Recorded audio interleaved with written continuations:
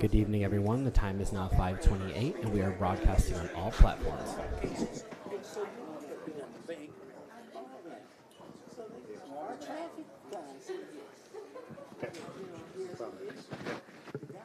It'll be fine.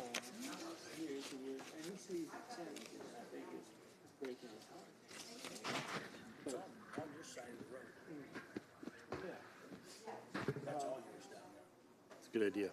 Yeah, Mr. Patel, Sam Patel. Yeah, no, I'm talking about the guy that called. Yeah, Wilson. Oh, Joe something. Joe, Soldier. Is he the? He's the one complaining. No, he's complaining. Oh, Gates and them, I think, got it. Gates. Time is 5:30. I would like to call this November 25th, 2025 Committee of the Whole meeting to order. Please rise and join me for the Pledge of Allegiance. I pledge allegiance to the flag of the United States of America and to the republic for which it stands, one nation, under God, indivisible, with liberty and justice for all. Thank you very much. Before we get started tonight, I would like to ask for a moment of silence. I just found my predecessor in Ward 8, Irv Smith, who served on this council for 20 plus years, just passed. Alderman Carlson, you knew if you'd like to say a few words too. Yeah, thank you, Chair. Irv Smith was, to me, a giant here in Sangamon County. Passed away yesterday at 96 years old. To me, a true public servant in elective office for 50 years, county board, regional superintendent of schools, a short stint as a state rep, and then as most of us know up here, he came in 1987 under the consent decree, was one of the first aldermen, and served in Ward 8. Ward 8 for a very long time. For 20 years. So thank you for acknowledging that. I think, Chuck, you might want to say a few words on Irv's behalf as well. Well, yeah, he and Frank McNeil and I were on the first city council in 1987, all three of us served for 20 years together. It was trying times like we have trying times now. It was trying times back then, but he was a great public servant, and he's going to be missed. Certainly our thoughts go out to his family. So please join me in a moment of silence for Alderman Smith.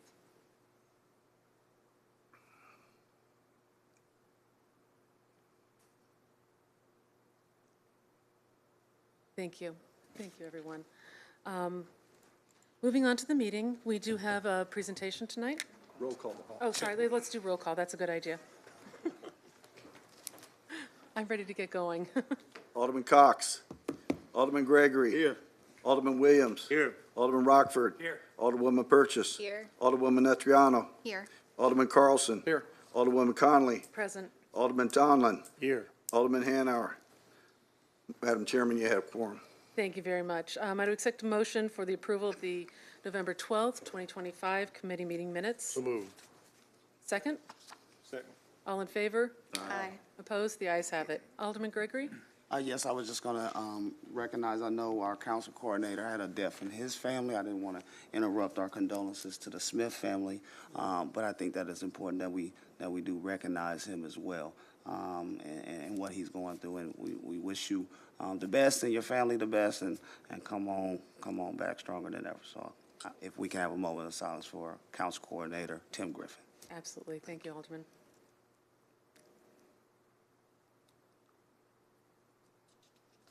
I appreciate you. Thank you. Thank you. I think our thoughts are with him right now in this time. Thank you very much. As I had mentioned previously, we do have one brief presentation tonight from the Office of Planning and Economic Development.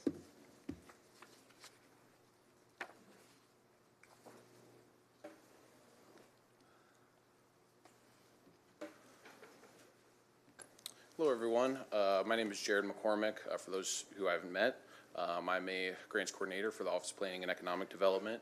I'm here tonight to give a brief update about the Recompete program.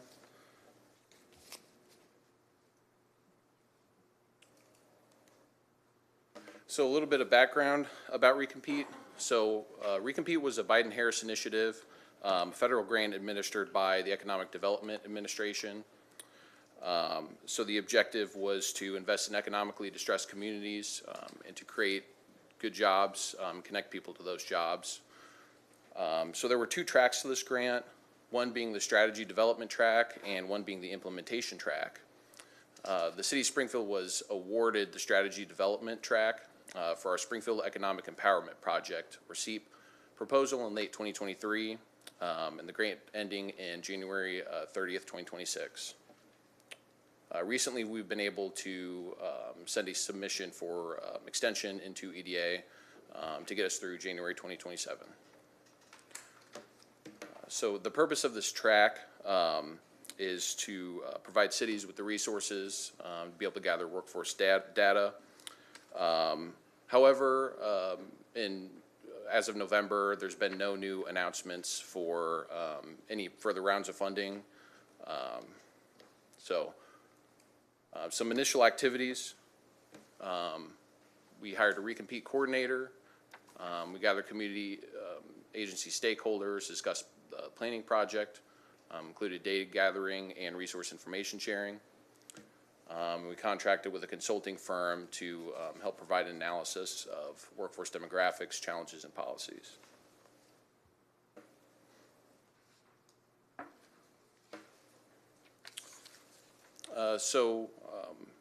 Recently we submitted a request for a scope revision that included funding the cost of catering for the Build event hosted in October.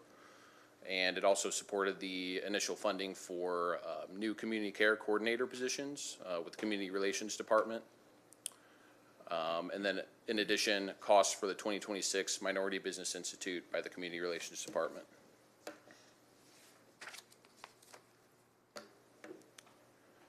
So here's some examples of how we've continued to utilize this grant. For the Build Springfield event, it helped enable partnership building with community organizations, provided residents with the opportunity to connect with city agencies, then also utilized catering services from local small business.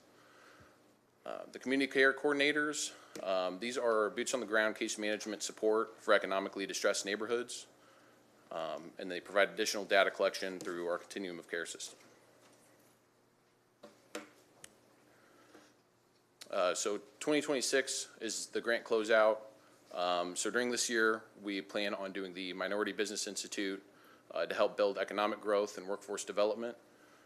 And it'll include technical assistance, coaching assistance for zoning, permits, grant applications, subcontracting, et cetera. Then also just providing networking and job opportunities for members of disadvantaged communities. And so we have and will continue to use the data that we gather from this, and I believe it will be very useful for further grant applications and strengthening our case for funding.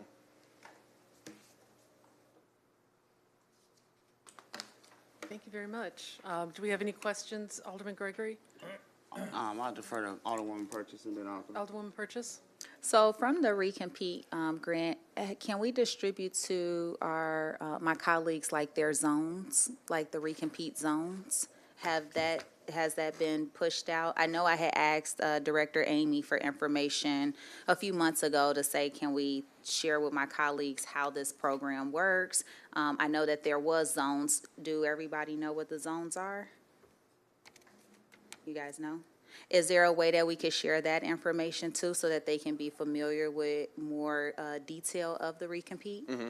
And then, what's some of the major takeaways that you all seen coming from this, from the studies that you did? The studies are not concluded until the end of the grant period, but we think it will provide some good information about workforce demographics. Some are the common issues facing that prime age employment gap between 25 and 54. Yes. So those are forthcoming, but we will have those by the end of the grant term, as well as the project wrap up that we submit to EDA. Okay, and then I had took a few notes on the presentation slides. And one of the slides I had too, although the federal funds have changed, and are there any other funding opportunities that Springfield could pursue to help improve opportunities for minority business development in those recompete zones? So I'm always trying to keep abreast of new grant opportunities that come out. I could definitely narrow that focus down for that and look further into that specifically. And let us know how we can help you as far as getting the word out in the community too as well. I don't think a lot of people know about this. It was when I looked around the first time I asked for a follow-up and what was going on, and some of my colleagues said, well, what are you talking about? So I think we need to share that information too. Absolutely. Thank you. Thank you. Thank you, Alderman. Any other questions? You good? Alderman Gregory? Yes, thank you. Real quickly from the slides, is there any, so that original grant was 453 Illinois Times Hat? Yep. And are there any unspent funds on that? There is, which is why we did the scope revision to include those community care coordinators after our recompete coordinator left for another opportunity. And then in addition, the build event, food, as well as the Minority Business Development Institute. Thank you. How much is unspent? So right now, 294 is unspent. But like I said, most of that will be going to cover those salaries for those community care coordinators and that Minority Business Institute. Okay, so that takes me to one of my further questions. So with the community care coordinators, so after this grant goes, how do we pay for them? I am going to defer that It's all right. to I'll go Director on. Posey. I'm sure they'll get that to me, and I'll follow up with them. But I'll move on. So this E.B. Howard Consulting, is this a local consultant? No, they are not. They're out of They're out of New York. New York. So riddle me this: we had a consultant, and she left. Why didn't we keep her? Especially with her helping us prepare all of this, the familiarity. Yeah. This is, for everybody to know, this is a competitive grant. It's not a guarantee. The next Right. step is implementation. Right. I know Dr. Kira was educating us on, some cities have got close to us that are in our region, $20 million, and the top is $50 million. But we got to have a strong application. It's a competitive one. They're only going to give out how many grants throughout the country. Yeah. And so, like I said, there were two tracks for that. We were awarded the planning grant, which, as designed, was to prepare for an implementation grant. However, with the changing of the political tides, the new administration, we haven't received any new announcements about further funding. So the original plan was to, hopefully win that implementation grant, but we haven't seen anything come through yet. So do we feel like, well, let me ask some of my other question on the slides going.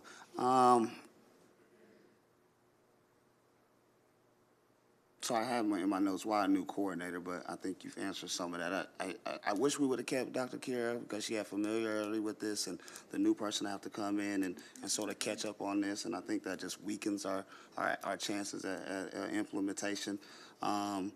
I think to help our application with this, our build program or whatever we want to call it, has to be more than just going out, giving out the same information that we always give out and just eating. It has to be some cleanup. We used to clean up in the area, attack those areas, but I'll move on. Our Minority Business Institute, is there any stats as far as how many minority businesses we look to help? I'm going to defer to Director Posey to provide the specifics of that program. Okay. Because I don't want to misspeak for him. So. Okay. So Sorry, Alderman, I will add, Director Posey He right is there here if waiting. you'd like to direct those questions to him. Sure. So, Director Posey, if you want to come on up and if you can address some of the issues for Alderman Gregory. So on the purpose of sustainability for our community care coordinators, we did budget for those positions going into last fiscal year and have re-budgeted for them this fiscal year. So those coordinators are sustainable. They are our community outreach team, which we have used to build out. So the recompete grants have helped us cover the salary cost of them for this year until January 1, but those were already budgeted for and approved by City Council. So they're sustainable, they're not going anywhere. They did not raise the head count of our agency at all. Okay. So those were already taken care of. We want to make sure that when we're doing something for the community, it is going to be sustainable.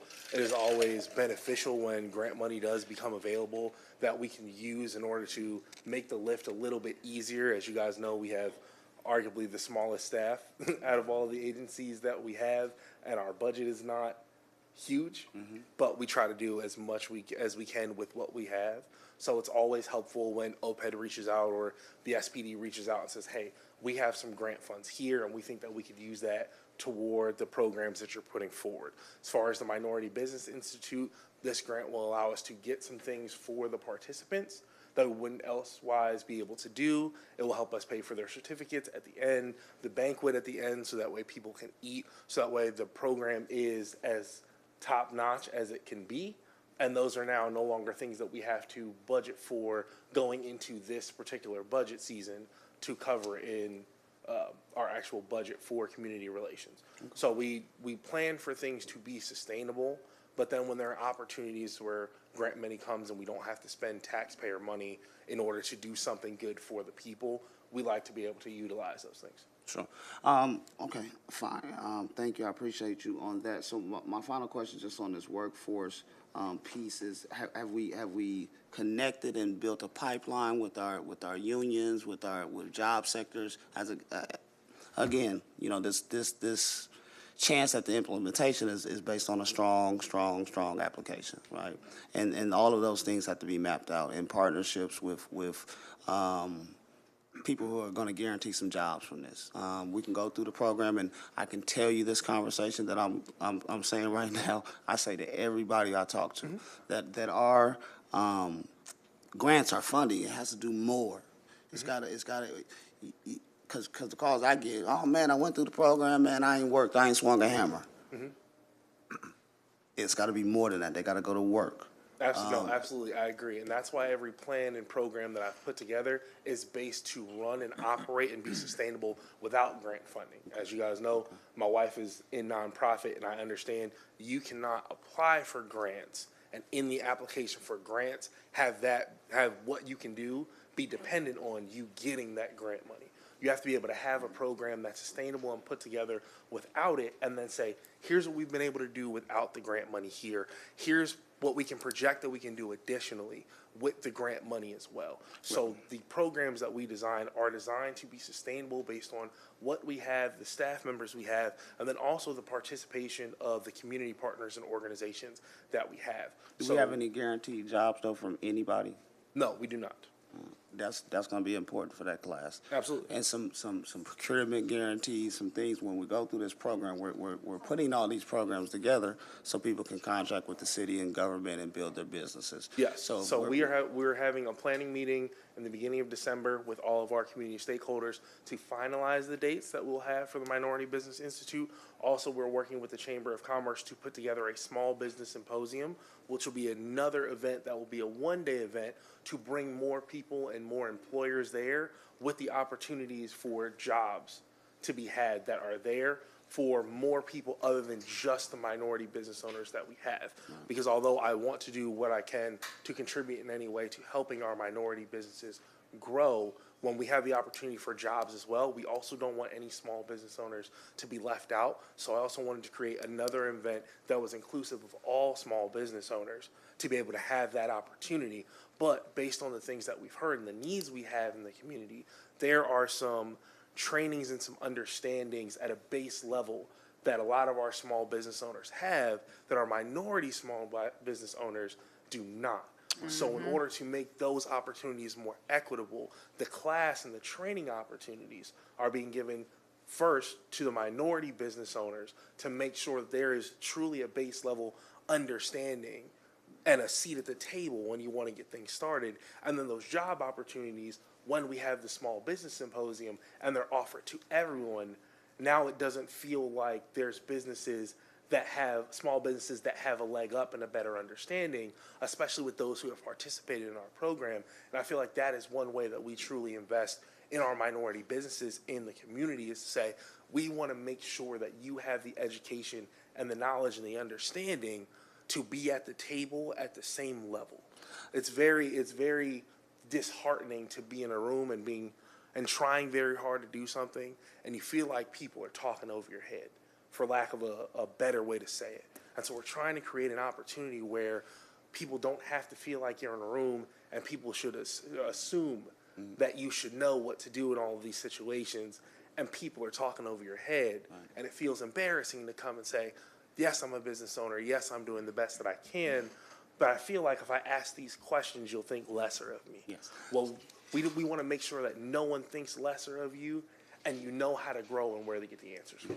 No, I totally understand. I just, I'm just throwing that out there. I think that I've seen this in other cities. In fact, the recompete grant that did get the $20 million, they had a pipeline, they had jobs, they had employers that said, hey, you go through this program, we got 20 jobs here, the union's got 20 jobs, and we're going to funnel you into some good things. On the procurement process, the cities have set aside for those who graduate these programs to say, hey, you're going right into our grass cutting, you're going right into our boarding, here's some business for you that we need. And then the ultimate thing that we have to figure out from a city with this grant and other grants is how do we have our own small workforce that can go carry out some of our projects. Because right now, that's the main problem. We can have $50 million, but there's no one to do the work. No one wants to do these smaller $25,000, $50,000 projects, but those who we're going to train up to do them. The big companies don't want them. So that's going to be so very, very important with us. And I think with us working with our union team members and all of that to really bring forth a real solid plan, because, Trump might not cancel it. He might forget about it and forget it's there and let it go. And we don't want to be weak on the implementation. All right. Thank you. That's my comments for today. Thank you. Thank you. May I just clarify one question? Sure. So there's just a little bit of clarification, and Jared Ethan, did, don't go nowhere. as he answered, as Jared answered, the consultants, E.B. Howard, that were referred to are out of New York. They were contracted and vetted by Dr. Kiara Rogers. That was part of the initial implementation of the grant. The scope of work was that we hire a consultant firm to take that local data and utilize that. She vetted those and determined that was the best hire. Her salary, she chose to take a state position. Her salary is what we were then saying, well, we don't want to leave this money on the table, and we were able to look internally, and that's how we came up to looking at the salaries for the community care coordinators, putting them right back out in the field as Dr. Kira was, out in the neighborhoods where our consultant was taking the data and doing those statistical work. So I just wanted to clarify that a little bit, that's where that consultant came from, and that's how they were hired. And Dr. Kira herself, in her field of expertise and her knowledge base, was the one that hired and contracted with them. Do you know what company she vetted locally? Yes, she did work with a group out of UIS.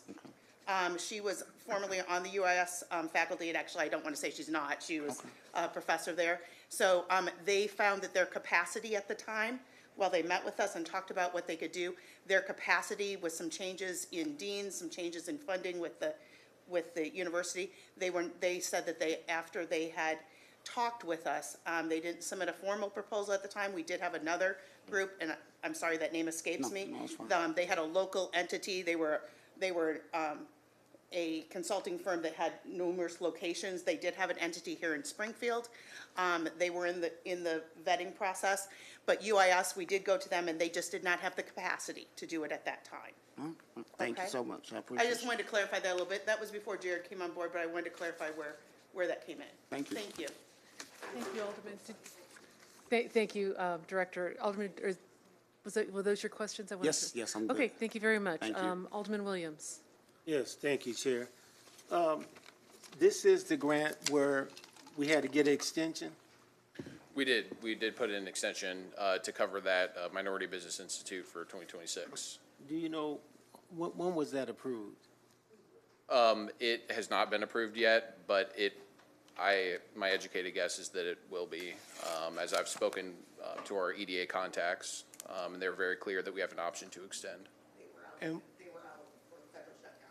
Yeah, they were out for Okay, federal okay. shutdown and are working through a backlog. so what kind of date or when we ask It would them? be, the original was January 30th, 25, or 26 closeout, and the extension would be through January 30th, 27, so 1 year. Okay. Thank you for that. Thank you, Chair. Thank you, Alderman. Alderwoman Purchase. Thank you, Chair. Mine is for Ethan. Director Posey, Director, come on back up, sir. Yes, ma'am. So I don't want my colleagues to laugh at me, but Ethan, you just said a lot that's important.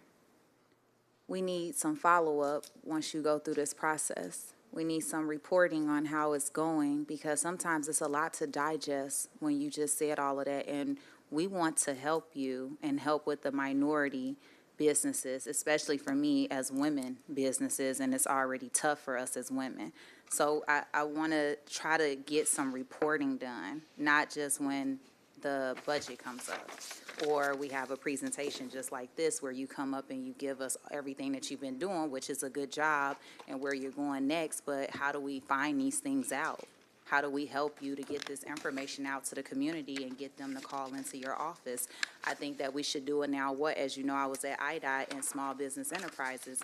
We had a pipeline when they went through their programs, the HCCTP program, the Highway Construction Careers Training Program. It was designed and built for that pipeline.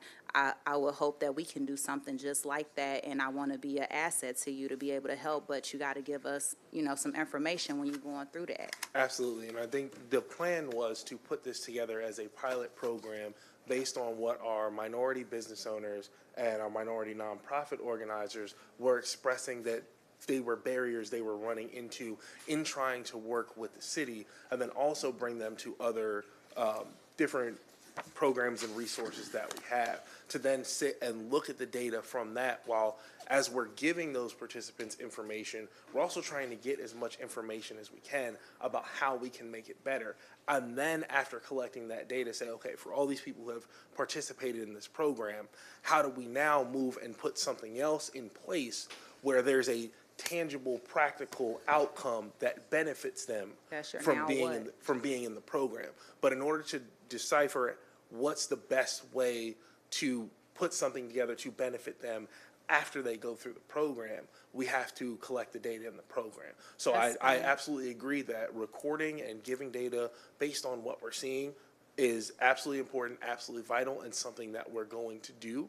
But it's going to be collecting as much data as we can, and then trying to figure out in a presentation, okay, what were the things that were most relevant to them? What made you feel like, what did you learn in the program that you didn't know before? What could you have benefited from more moving forward? And that's the part right there, not harping on us doing all this food with some of this money, but making sure we use those dollars to actually help them. Like you just said, some black businesses feel like they can't ask certain questions because they will be thought of less than. That's where we need to put the money at, to make sure that we're giving them the correct training and giving them that space in a room where they feel safe and comfortable to be able to have that with you, that dialogue. And maybe some of those funds need to be put in something, like I said, a workshop of now what, when you're getting through it and you have to go and present yourself to a company. Right, and you want to get a job. And my last question before I forget, I heard you say, I just want to clarify, you said you have money in the budget for the sustainability, right? Yes. So did you say you had it originally for your care coordinators? Yes, or it started from their grant? No, and then they were already budgeted for.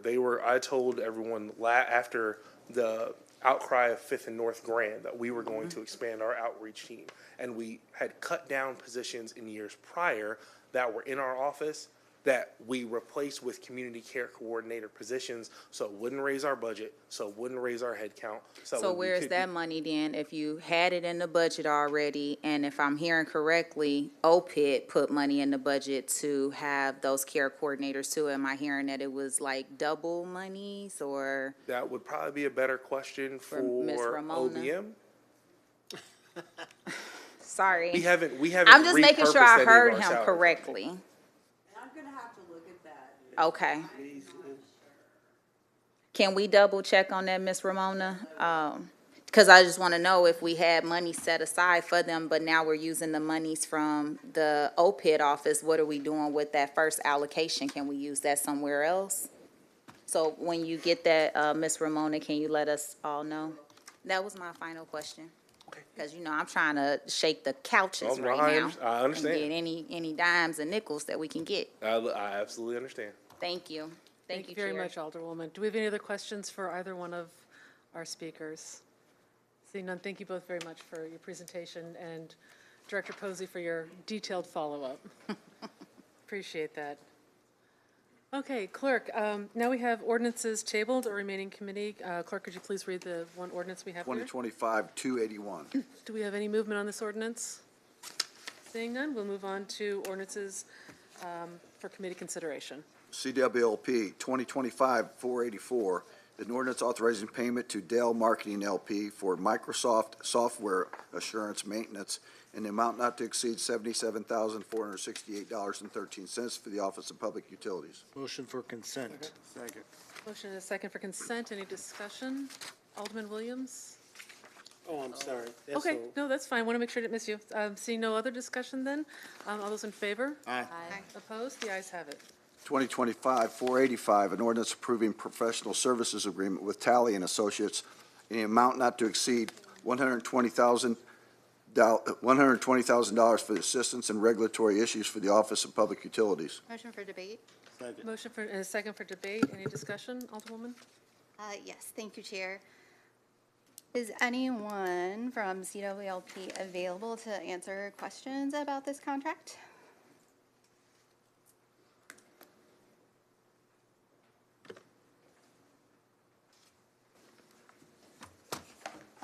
Yes, thank you. So my concerns as I was reading through this, and I guess our other lobbyist for the state side isn't doing this person any favors, because she gives us very detailed explanations of the work she does and measurable goals and things like that. And I just didn't see that here. So I have a couple of questions for you. Maybe you can help me understand. So when the person says they secured support from our congressional delegation, can we point to like a specific vote, or what did that look like? I would say it's more of the things that we look for from this individual is understanding the federal agencies that exist in DC, like the Small Business Administration, I think it's the Environmental Council, and then the US EPA, some of the head people there on certain issues, because there's a lot of times that as they develop these, types of rules that impact the utility, you can see that there's certain things that they do that, for example, like the ELG rule was more specifically where it uniquely impacted us differently than every other utility, right? And in fact, so much that, from at least, from our analysis, was actually more environmentally damaging, with the outcome of what they're wanting to do. Can I interrupt you really quick? Because Sure. that's a really good point. We hired attorneys on that issue, right? No, well, we have attorneys for that. That's a similar type of issue, but it's a different route than what was taken with trying to talk to the agencies and resolve it outside of that. I see. And that's been through the years as well. We've used him for quite a few years, even prior to my, it's been over 10, let's put it that way. Okay.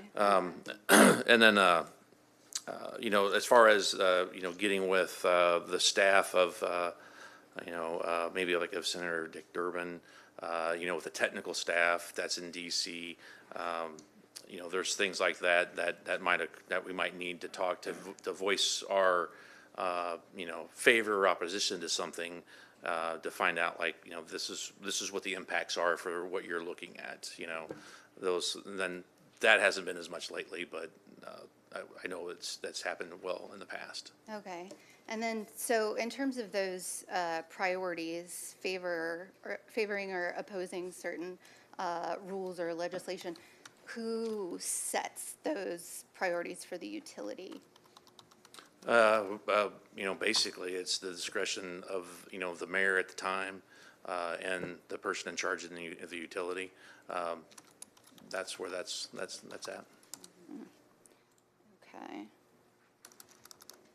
And so can you give me an example of a policy position that you have in mind with this contract? Like, what are your plans? What are his marching orders should he get this contract? Well, it's basically, having him on retainer for us to use, because we don't know what's coming down the pike, per se. So we don't know what other issues are going to arise. It's about having relationships with the individual, to know that he's there when we need him. At a more of a moment's notice, depending upon what's going on. Okay. That's good for him for getting that rate as a retainer. Yep. Okay. All right. I believe that is it for my questions on that. I just wanted to make sure that, we had a purpose and that the purpose with this contract is something that aligns with our long-term plans for the utility and the state of Illinois' long-term plans for coal. And just that we're all aware, I understand the mayor and yourself have great latitude when it comes to what the agency does.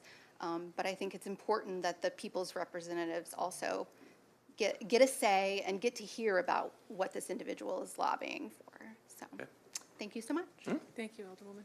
Thanks. Yes, Alderman Williams? Yeah, Sorry. thank you, Chair.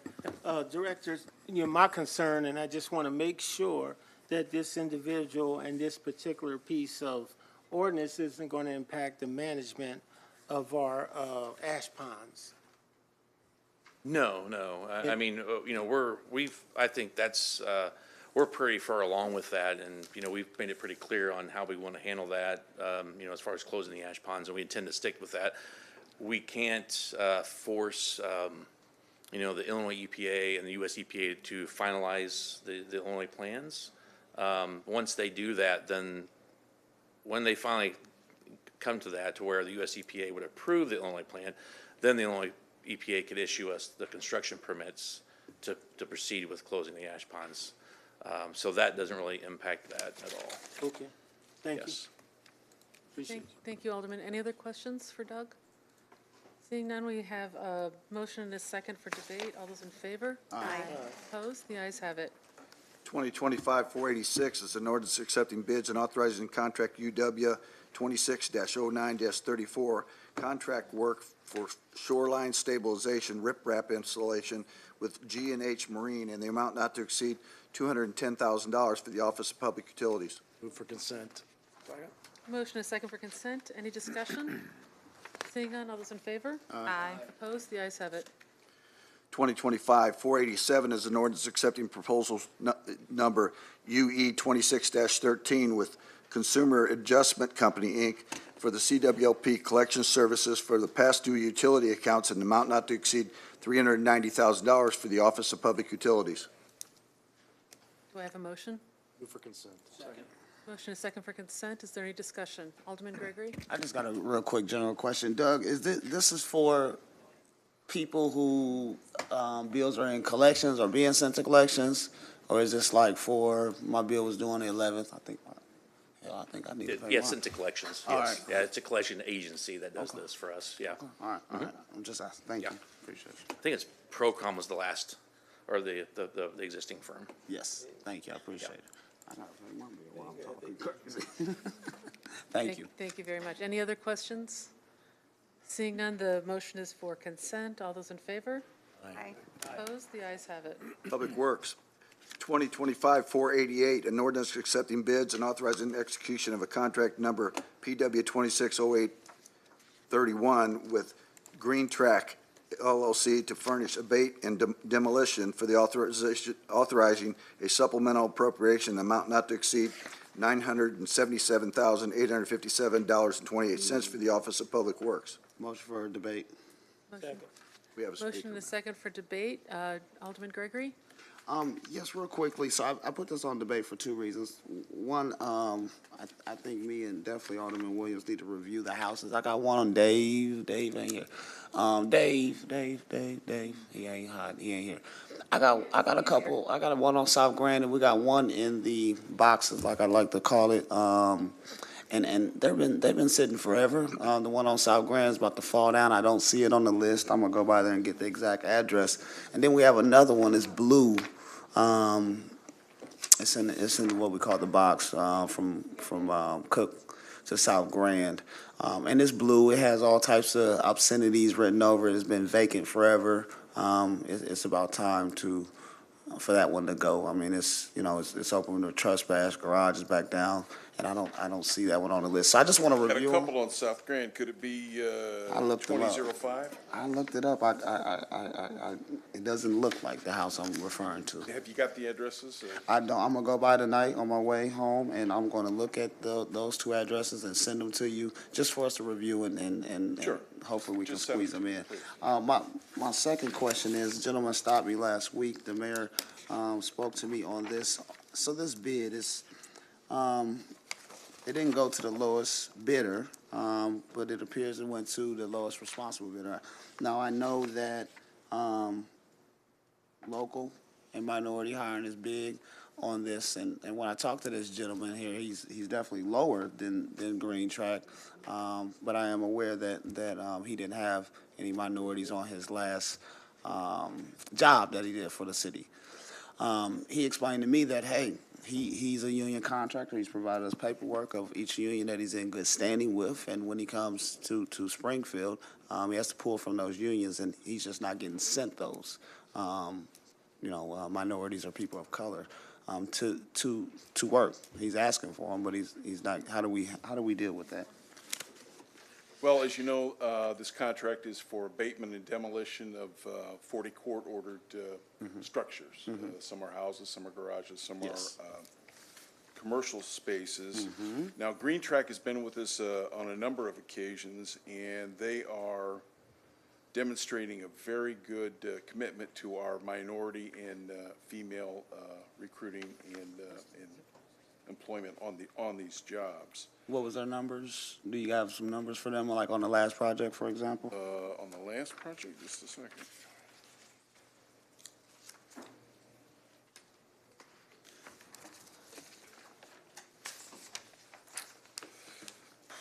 Let's see, on the Salvation Army building, they had that contract, my 10% for minority subcontractors and 48.51% for female contractors. Local. Poplar Place demolitions, it was 11% minority. We didn't have any female subcontractors there. And the abatement for the rail project was 10% minority contractors and 20% female. What's the local percentage on those? For the Salvation Army, it's 13.05%. 13.05 local. Is that what you said? Yes. And we're supposed to have 50%? I'm sorry. And our goal is 50%, and they was only at 13%? Okay, continue. I have. Poplar Place, it was 28.7. Okay. Thank you, sir. Appreciate you. Thank you. Any more questions, Alderman Gregory? No, ma'am. Okay, thank you. Alderwoman Otriano. Thank you, Chair. So in reading here, I guess I'm asking a little bit about the selection process and determining who's responsive. So did you confirm, do they have subcontracts with the minority-owned firms or the female-owned firms for this work? Ma'am, Or- if you wanted to get into the very particulars of the bids, I would have to defer to the purchasing folks. Okay, okay. So that's not something that we typically do? Or, They have to, well, as they begin the job, they have to make a report on a regular basis. okay, so it's more about the workforce than Yes, the ma'am. subcontractors? Okay.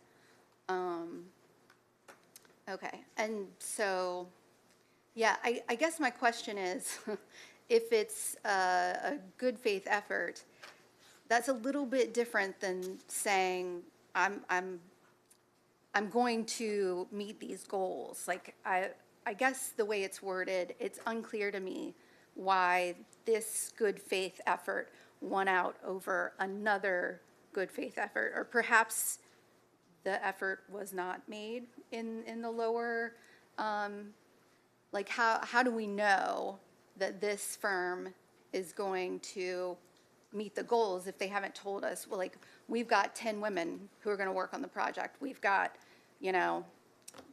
12 minorities who are going to work on the project. Do you see what I'm saying? I understand. The data we collect is as the job progresses. They have to file labor reports on a regular basis.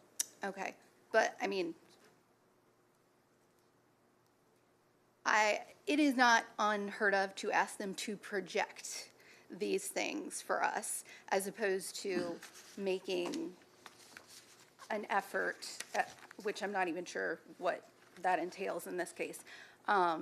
So that is my question. Like, how can we judge one firm from the other if we're not asking them to provide us, like, what's your projected in on this project as it pertains to minorities and what have you? Like, using their past performance is great, but I don't know how, there's a big price differential. And so, yeah, past performance is good, but I don't know that it's, hundreds of thousands of dollars better.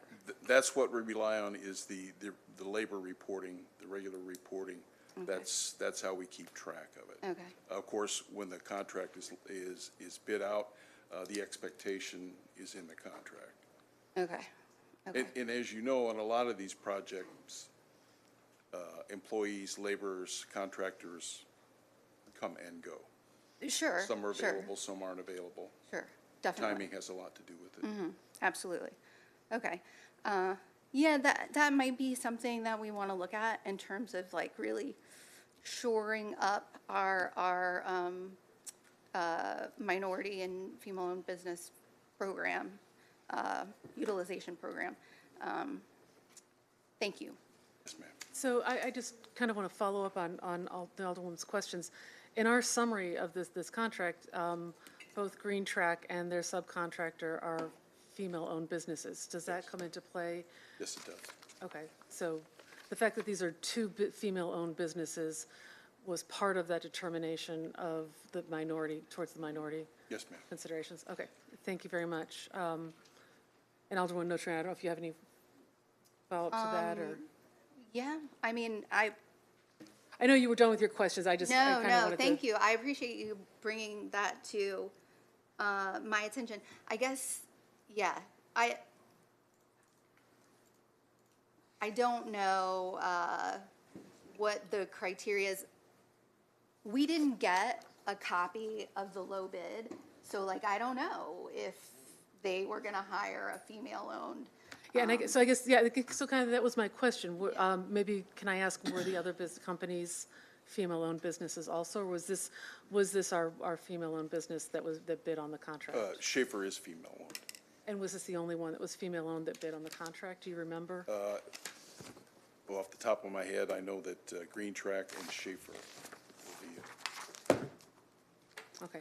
Okay, so we're awarding the second low, and they're female-owned. Okay. But, like, we have no idea what the potential participation was from the low bidder, who is considerably lower. And I think that's where my confusion comes from. If you'd like to go through the bid process, we could. No, I'd be glad to no, sit it's down not with you. that. It's really more a matter of, when someone brings us a contract to sign, and there is a hundreds of thousands of dollar discrepancy, excuse me, it would behoove the people asking for the contract to explain to us exactly why the low bidder was disqualified, and we went for the second low bidder. That's all I'm asking for. Thank you, Thank you. Alderwoman. Alderman Williams. Yes, most of my questions was answered, but Director, that's a $300,000 difference. Yes, sir. And I just think that's an awful large amount and a large difference They both females, and I just don't know why we didn't go with the lowest bid and save the money. The track record that we have with Green Track shows their commitment to our minority and female labor in And subcontract. where's the good faith effort? I mean, what do they turn into you? What are they giving you? They have to report on a regular basis who is working for them and how many But at bidding time, at you're bidding- just, you're going off of since they've always done it, so to always be Green Track? They make a commitment to our goals. They make a commitment to our And Schaefer policy. didn't? No, she's a subcontractor. Well, okay, I guess. Well, thank, They don't project it, sir. thank you. I just think we should do something different. Any other questions, Alderman Williams? I'm finished. Okay, thank you. Alderman Carlson. Oh, thanks, Chair. And I'm working through my mind and to clear it up. To me, it's not always a forward process. I mean, we have to look at the track records back of what, in this particular case, these two companies. And I think by your numbers and some of the numbers, I'm on the contract committee, unfortunately, the company in question, Schaefer, if we look at their last big project, it's my understanding, yeah, they might be female-owned, but they had no minority participation on the job. And moreover, Alderman Gregory, you had mentioned minority, but they had no local participation in the job either. That's the whole thing. I mean, so it's tough to put a price tag on that when we as a city, based on, this council and previous councils, we have certain goals that we're trying to reach to do the right thing. And so all we have is a track record. I don't know if we can necessarily look forward what they're going to do in the job, because as you know, we get this data once a month on that. And so I think in this particular case, that's what it was. I mean, Green Track, covered all the bases as far as what we're looking for in previous jobs. Yes, sir. So, thank you, Chair.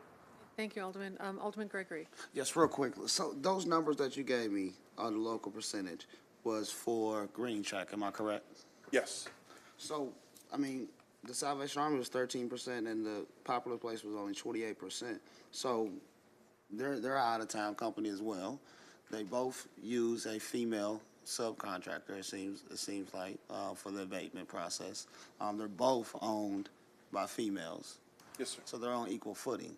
So if I start, I get the logic of the track record, but if we're trying to get minority businesses. So if they start a company, they'll never get some of the work because Green Track's been working, or Schaefer or whoever has been working, and we're always gonna say, well, they did a good job. Well, they might have had a 10% minority participation on both, about 10%. But I dare ask, of that 10%, how many of them are local? So it does us no good to have out-of-town companies come in, have some minorities, but they don't live here. That's just, it's a wash to me, and that costs $300,000 more. I don't know. We just got to do better at this. Is money that's leaving our city that could be in our city, in a city that is one of the highest ranked cities as far as income disparity. And these things don't help us. So thank you. I appreciate it. I'm not blaming you or anything. It's just a process that we got to get better at. Thank you, sir. Thank you, Alderman. Alderman Rockford. Thank you, Chair. So Dave, when these companies come in and we say they're hiring 10% minority and 25% women or whatever, are they local people? Or do they bring these people from other cities to come and work in the city of Springfield, or are they hiring local labor? It really depends on the project, how long it's going to take. They make a commitment, and then once they're on the ground and they're putting the operation together, they solicit locals. Absolutely. They do bring some of their own people with them. But. And maybe I'm asking the wrong person, but how's the pool? How's the pool of people to choose from? Do we have, I guess, laborers or who? I couldn't speak to that. Okay. I mean, we're kind of talking about minorities and women and stuff, but are they coming from other cities and coming here to work? And then, another company comes in. You're just talking, there's a big disparity here, $303,000. Yes, sir. And, 10% to 8% or whatever we're it's a big savings. I don't understand the bidding process, but thank you. Yes. Thank you all. Thank you, Chair. Okay, Alderwoman Altriano? Yep, gonna take another bite at this. So Alderman Rockford, to your question, we have seen the laborers local 447, or is it 477? In this room, and we have seen how diverse that workforce is. So I do not understand how they could not project, any of these companies could not project in working with that union and other local unions, how many women they could get on the job, how many minorities they could get on the job, so on and so forth. I think we need to ask this of them. Yeah, so again, I know there's a lot of construction going on in the city. There's a ton, and I know there's been shortages of different crafts. So, you know, yes, I know they come in here with 100 different folks, but all I'm saying is that, that's why I'm asking the pool, are the people there? Do we have to draw? We had to draw electricians and plumbers and stuff from different cities because we had so much going on. You know, we didn't have enough bodies. So again, that's my question. Do we have the people to hire? That's my question. So. And I would expect that we do. Yeah, thank you.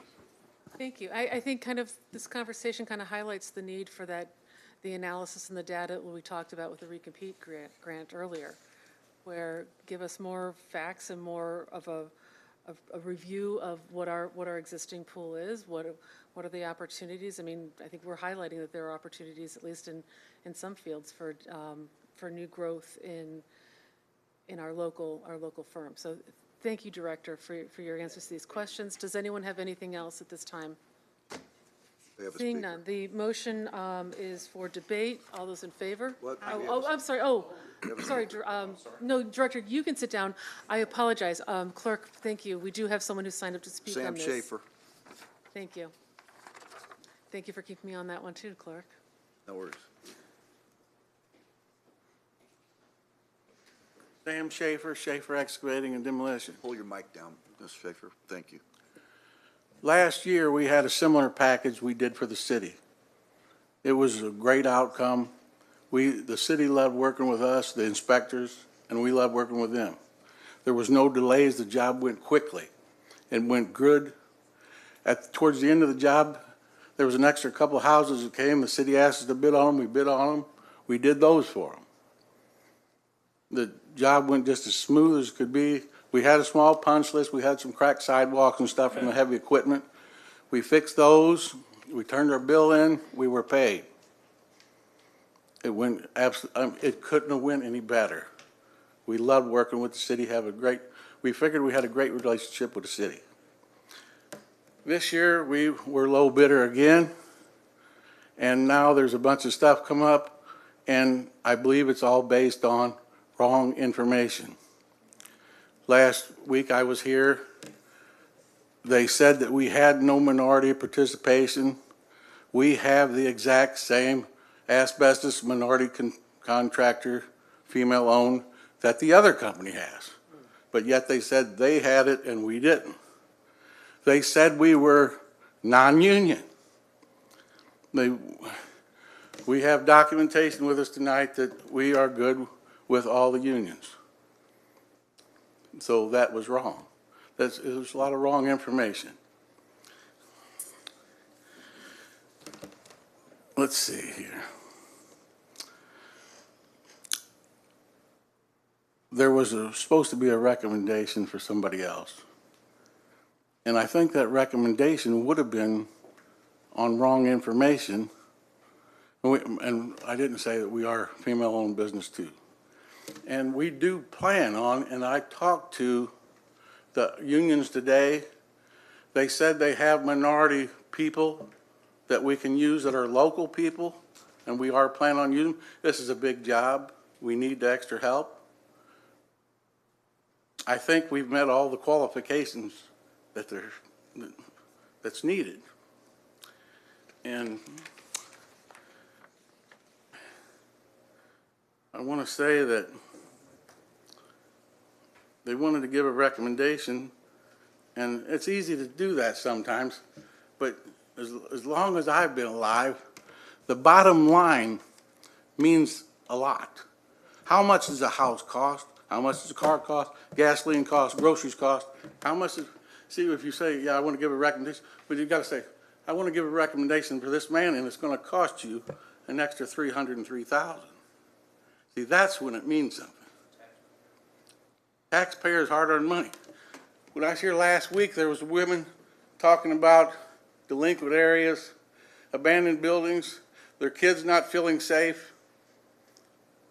This money can go towards more demolition, cleaning up more areas. This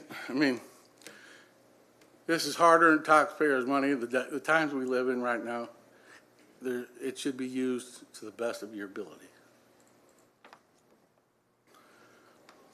I ask that because the recommendation was done on wrong information, that there should have never been a recommendation. That Schaefer Excavating does get it because they did a great job last year. And they have an asbestos company that is female-owned, minority, and my wife owns our company, female-owned, and we will be getting local people here from the Union Hall. I know I'm repeating myself, but sometimes you need to say things a few times before it sinks in. But I appreciate you listening to me, and I'm hoping that you're going to save some taxpayers' dollars for better things. Mr. Schaefer, please don't step away. We do have some people to sign up to ask you some questions. I would just like to ask you, first of all, do you do the reporting through the city's system on your minority and female participation on jobs? My secretary, Company does this. I'm a heavy equipment operator, Right. and my office handles that. But your company does, Yes, it's a very important thing these days. thank you. So this is something that we could, Public Works could follow up with a report to council for data and information. Yes, they could. Okay, thank you. We'll go to, sorry. Alderwoman Notriano, okay. Thank you, Chair. So just one question for you. Did you receive an email, a letter, something like that, explaining from the city, explaining why you did not receive this contract? No. I don't know for sure if the office did. I hadn't heard about it. Okay. So from your perspective, you couldn't tell me why you didn't get this contract? No, there was a lot of questions that the city asked us, but I don't believe that was one of them. Okay. Thank you for that. Okay, any other questions? Alderman Gregory? Yes, thank you. You said that somebody recommended Green Track. I don't want you to say who it is, but are you saying that somebody from the outside recommended that company? I was here last week, and all week, all night long, you guys sat over here and you guys sat over here. It was great. You debated back and forth, tried to solve problems for people. Yeah, I'm just asking you a question. Are you feeling like somebody gave Green Track the leg up off a recommendation or something? Is that what I'm just trying to be clear. That's what I heard was supposed to happen, and that's what it was wrote that it was supposed to happen. But Sir, sorry, just the person at the. Thank you. podium. I appreciate it. So I'll say this. I don't know any of you. I don't know you. I don't know them. I don't know Green Track. I don't have no relationship with any of you. I'm purely on fairness. Who's going to get us some local workforce and who's going to put some minorities on that job. So we'll review what Public Works sends us. Corporation Council, I don't know what our ability is to change this bid or to, whatever. But, Well, it's on debate next week, so it can be amended. The bid is not awarded until the city council votes. Thank you. Thank you, Mr. Schaefer. thank you very much. Alderman Donald. I know, Alderman Donald, you had a question for Corporation Council? Yeah, I do, and it's kind of built upon what Alderman Gregory just said, is, these are very serious issues that have been brought forward. I'm glad that you showed up, Mr. Schaefer, and to talk about some of these things. Saving money is always important. All the other, who we hire, how we hire, following our rules are extremely important with minority hiring and women hiring, and things we take very seriously. I'd just like you, Corporation Counsel, to take a hard look at everything that was presented to, whether it was the committee or Public Works or whomever, and follow up with us on making sure that we're dotting the i's, crossing the t's, and not doing anything wrong. Because quite frankly, I'd like to save the money and do more work. But if there's reasons that are valid, then we are in the position we're in. So, I'll meet with them. Thanks. Thank you very much. Okay, any other discussion on this issue? Got a letter. Can you? Can I, Alderman Williams? can I get anything that would tell me who this committee is? Doesn't have to be right now, but as long as I get it. So, in Corporation Counsel, I don't know if you heard the request. I did not. I apologize. Request of the names who make up the committee, if you can get that to me. Yes, I can. Thank you. Thank you, Alderman. Okay, if there's no more discussion, seeing none, the motion is for debate. All those in favor? Aye. Opposed? The ayes have it. Ready, Chairman? Yes. General City Business, 2025-489, an ordinance authorizing a decrease in the number of Class K liquor licenses by one due to the sale of the business by Three Amigos Properties LLC, Hilton Garden Inn, Springfield, located at 3100 South Dirksen Parkway. move for consent. Second. Motion is second for consent. Any discussion? Seeing none, all those in favor? Aye. Opposed? The ayes have it. 2025-490 is an ordinance authorizing the increase in the number of Class K liquor licenses by one for JJI Springfield LLC, DBA Hilton Gardens Inn, Springfield, located at 3100 South Dirksen Parkway. Move consent. Second. Motion is second for consent. Is there any discussion? Seeing none, all those in favor? Aye. Opposed? The ayes have it. 2025-491, an ordinance approving the appointment of Pamela Cohen to the Board of Managers of the Oak Ridge Cemetery. Move for debate. Second. Motion is second for debate. Madam Chair, I think Is she here today? Ms. Cohen may be here. Is Ms. Cohen here today? Oh, yes, thank you for coming. Please come up and introduce yourself. And I hope, just so you understand, if someone hasn't explained this to you, we put all appointments on debate, partially just it gives you a chance to introduce yourself and have some time with the council. So please go right ahead. Thank you. Good evening, everybody. Evening. I'm Pamela Cohen, and to give you a little background of myself, why I would be interested in being on the board of Oak Ridge, I come from a family of morticians. My grandfather and my uncle had a mortuary for close to 50 years. My background is in that business also. I understand how families need a good place to go and just reflect. And how often they do it, that's up to them. But they need a place that they can just reflect and have good memories. I myself have had the opportunity to do that quite often here at Oak Ridge, and it means a great deal to me. I think there are possibly some ideas that we could do to make it more beautiful than it is. Not all year round, I'm not saying that, but I think we could perhaps get the community more involved in that and hopefully not cost too much. I have been the president of Temple Israel for 2 years, and we work closely with Greg, and we have areas out there that the Jewish community has areas that we help maintain. And they mean a great deal to us, and I know that we're very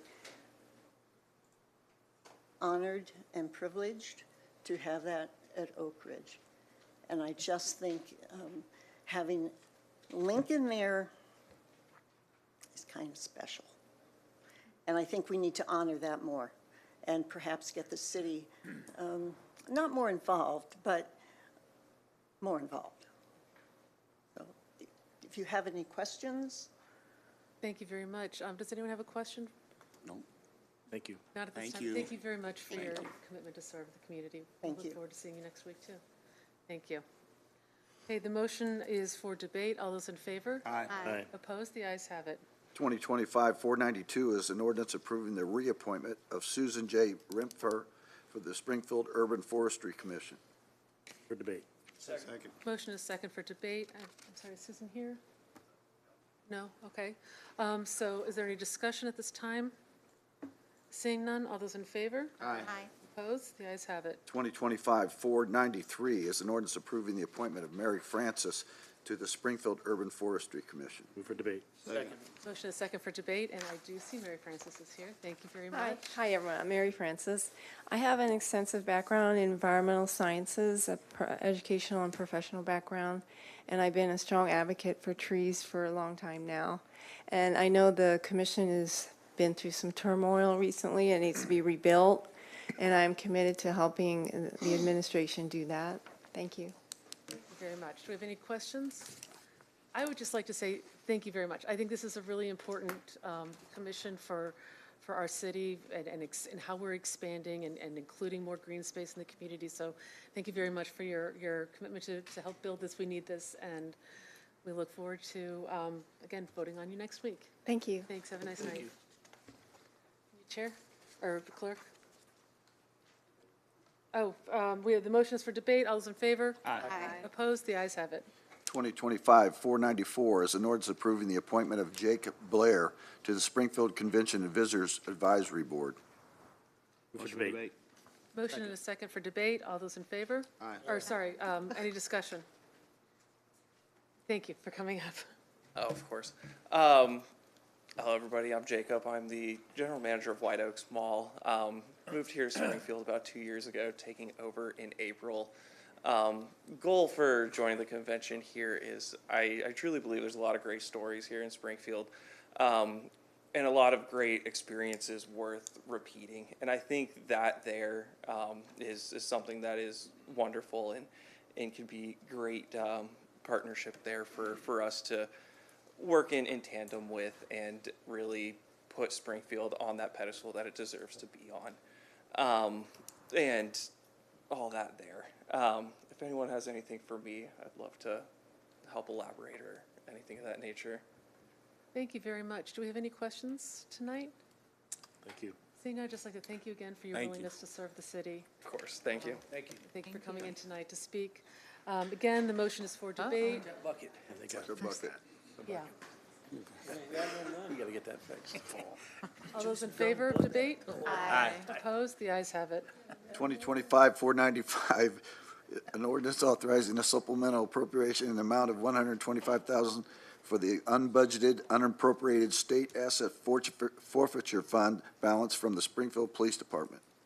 Motion for consent. Second. Sorry, I have a motion. Do I have a second for consent? Second. Okay, motion is second for consent. Any discussion? Seeing none, all those in favor? Aye. Opposed? The ayes have it. 2025-496, an ordinance authorizing acceptance and execution of a grant HS-26-0197 from the Springfield Department of Transportation in the amount of $56,630 for the Sustained Traffic Enforcement Program STEP for the use of in FY26 for the Springfield Police Department. Move for consent. Second. Motion is second for consent. Is there any discussion? Seeing none, all those in favor? Aye. Aye. Opposed? The ayes have it. 2025-497, an ordinance authorizing acceptance of a proposal under the RFP CS 23-13 and execution of an agreement with ERC Real Estate for purchase of city-owned property consisting of one vacant lot located at 126 North Lincoln Avenue in the amount of $2,000 for the Office of Budget Management. I'll just real quickly correct that it's North Glenwood. I'm sorry? You said Lincoln, it's Glenwood. I had my readers on this time, so. Motion for debate. Motion for debate. Is there a second? Motion is second for debate. Is there any discussion? Yes, Chair. Alderman Gregory? So this particular parcel, of course, we want to sell it. I just had some questions about, this is coming out of our, I guess vacant lot. It says one vacant lot located at 126 North Glenwood. So is this for the home, or is this for the actual lot that's on the lot? Because in the description, I was reading that they are going to rehab this and put about $30,000 in it, which is always great. Am I correct? Am I off on it?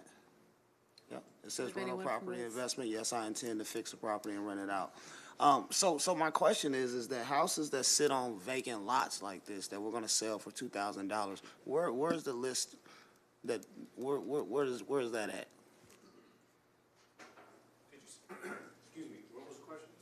Come on up to the mic and we'll get it clarified for you. So lots that have houses on them that we would be interested in selling that are savable, where do we list those at? Well, there's a vacant lot list, and that's always out there. And then if there's additional property that's for sale, it typically goes out as a request for proposal. Okay. So I don't know about this one. I'll have to look if there's a house on it or not. Well, in our description, she's gonna fix it up, so there's probably a house. It's a nice sized house, it's boarded up and stuff, I looked it up. No big deal, I just think that information, is important, and I know this is in your ward, Alderman Purchase, and, you know, I'd love to have a conversation with you about it. About Yeah, the why house. you putting it on debate? Yeah, I'm putting it on, okay, I'm putting it on debate because there's you know, in the parcel, in this information, see, I'm reading. When somebody lied to me and stuff, so I get to reading and I get to doing this. So, one of the properties, that we asking for other things. So she has a house at 1721 South 14th. I'm gonna go by and look at it, but the last time we looked at it, it had a tarp on the roof. So, you know, I just think it's bad policy, bad decisions for the city to sell somebody another house that they're gonna invest in, and they got a house on the east side that they don't care, and they live out west in a $500,000 house. So we gotta stop this, you know, I'm all for it, you know, but we gotta make sure all of our properties that we own, are maintained before we just keep going on and on. So that was my point of it. I look forward to the discussion. Thank you. Thank you, Thank you. Alderman. Don't leave yet, sorry. Alderwoman Purchase? I just wanted to say hi because I had to ask Chuck. I said, "Who is this?" We talking Yeah. so. What's your name again? Jim Peters? Okay, hi Jim. Thank you. So yeah, I'll probably be reaching out to you too. Yes. Thank you. Anything you need. Thank you very much. Okay. Right now it is. Madam Down while Chairman, you can. that was changed to debate. Sorry, yes, it's on debate. So are we still good with debate, Alderman? Yes. Seeing that, all those in favor? Aye. Opposed? The ayes have it. 2025-498 is an ordinance authorizing acceptance of a proposal under RFP CS 26-19 and execution of an agreement with the Abundant Faith Church for the purchase of city-owned property consisting of 2 parcels in the amount of $7,600 for the Office of Budget Management. Move for debate. Second. Debate. Motion and a second for debate. Do we have any discussion, Alderman? No. No discussion? All right, the motion is for debate. All those in favor? Aye. Opposed? The ayes have it. 2025-499 is an ordinance accepting a proposal under RFP CS 19-29 and execution of an agreement with Springfield Urban League, Marcus Johnson, for the purchase of city-owned property consisting of 8 parcels in the amount of $4,000 for the Office of Budget Management. Motion for debate. We have a second. Motion is second for debate. Is there any discussion, Alderman Gregory? No? Okay, motion is for debate. All those in favor? Aye. Opposed? The ayes have it. 2025-500 is an ordinance authorizing acceptance of a proposal under RFP CS 25-54 and execution of an agreement with Caroline Musk for the purchase of city-owned property consisting of 1 vacant lot located at 1010 East Edward Street in the amount of $22,555 for the Office of Budget Management. Motion for consent, and the reason. I'm Thank sorry, you. motion for consent. Is there a second? Second. Motion is second. Alderman Gregory? Yes, I am, okay with this being on consent. As you see in the description, clearly it's painted clearly what they're gonna do with the lot. And I didn't find any other properties in my ward that they have that needs to be fixed. So, that's an old building, vacated by the business from the rail, and they have a great business plan, that will go there, that will help lift 11th Street. Thank you. Thank you very much, Alderman. Any other discussion or questions? No, ma'am. Seeing none, all those in favor? Aye. Opposed? The ayes have it. 2025-501 is an ordinance authorizing execution of a tentative four-year agreement with the American Federation of State, County, and Municipal Employees, AFSCME, Local 3417, for employees with the Office of Public Works from June 1, 2025 through May 31, 2029. Move consent. Second. Motion is second for consent. Is there any discussion? Seeing none, all those in favor? Aye. Opposed? The ayes have it. 2025-502 is an ordinance approving execution of a contract with Intech Innovations for communications upgrades, Phase 1, for the City Council chambers in the amount not to exceed $95,293.99 for the Office of Communications. Consent. Second. Motion is second for consent. Alderwoman Otriano? Thank you, Chair. This, if it is what I think it is very exciting to me. There was a lot of sort of like technical stuff in the documents, the backup documents. So I kind of wanted somebody familiar with it to give me like the once over, like how is this going to improve our lives? Good luck. Yeah. Good evening. So I'm Ben Brocking with Intech. Okay. Been working on this system since 2020 when I was first introduced to it. So I've got some familiarity with it. Hopefully I can answer any questions that you might have. Yeah, so what upgrades are we looking at? So right now, the main controller for the audio system also acts as the physical controller for, essentially all of the functions right now pertaining to the audio system and parts of the broadcast system. We will be replacing everything on the back end in terms of the audio, and control will be adding a physical touch panel controller as well as giving additional software control, upgrading some cabling infrastructure to allow for higher resolutions for broadcast. Okay. And a couple other just small things. We're tweaking better wireless microphones, Nice. things along those lines. So better broadcast, but not necessarily anything we'll see in here. Well, we are redoing the video distribution system, adding control for the display, so it's going to be more than just, presence of video signal off of the Gotcha. PC that we have located over there. And I thought that I saw something that might give us a capability to have people call in onto the system and That- participate. That functionality will be retained. Oh, I see. So it's not an upgrade, it's just like, Well, it's a completely different system, updated technology, but the current system has, with the previous administration, we actually installed the capability of VoIP into Okay. this, so we could utilize these microphones to have an actual phone call. okay, great, nice. Well, that sounds wonderful. Thank you so much. Yeah, no problem. That does sound wonderful. Thank you, Alderwoman. Alderman Carlson? And maybe I'll let Chuck speak first, but yeah, I think we're all excited about this. Are you the right person to talk about when the mics cut out or the computers, or is that not your shop? Not so much with the computers, microphones, yes. Okay. Because I think we've heard over the years, as far as, we have such old antiquated equipment, we're trying to bring in newer equipment, and maybe it doesn't sort of jive. So with that being said, is it sort of going to, be all new equipment to get us up to speed? It's not 100% new equipment. We're kind of taking a phased approach, just due to, is what we were asked for, kind of budgetary constraints. There was an RFP last year or 2 years ago that was put out. I believe we were the only respondent for that, and unfortunately, we never heard where that went. But so instead, we're kind of going piecemeal and and providing upgrades in a more kind of staged fashion. That's going to cause the least amount of disruption. All right, thank you, Chair. Well, thank you. Clerk Redpath? Yes, to answer Alderwoman Natriano's question, we are in the process of an RFP for upgrade to the software as part of the program. Oh. That's going to improve. There's several different areas that we're going to upgrade, and I'm going to address that at my budget hearing. But we went out for the RFP first, so I can bring that to you. I put money in my budget for that program. If approved, I'll keep it in there. If not, I'll pull it back out. So I'll try to be able to explain all that to you at the budget hearings. Wonderful, thanks. Thank Any you. other Thank you, questions? Clerk. Alderman Donelan? Thank you, Chair. Not to belabor the conversation, but one of the frustrations that I've had is that during COVID, when none of us could be physically here present, we seemed to have no problem at all conducting meetings through, and I used the platform that we use, utilized Zoom, and it worked. There were times when we had some of us in the chamber and some of us not, and it worked. And then all of a sudden now, none of that works. The technology doesn't work, whether it's with Teams or what have you. Will this be a part of this process? Because unfortunately, we have council members at time that have jobs or they're out of town for city business or what have you that they're able to participate remotely, but when you're on a speakerphone over in the corner, it's darn hard to hear them and it's darn hard to participate.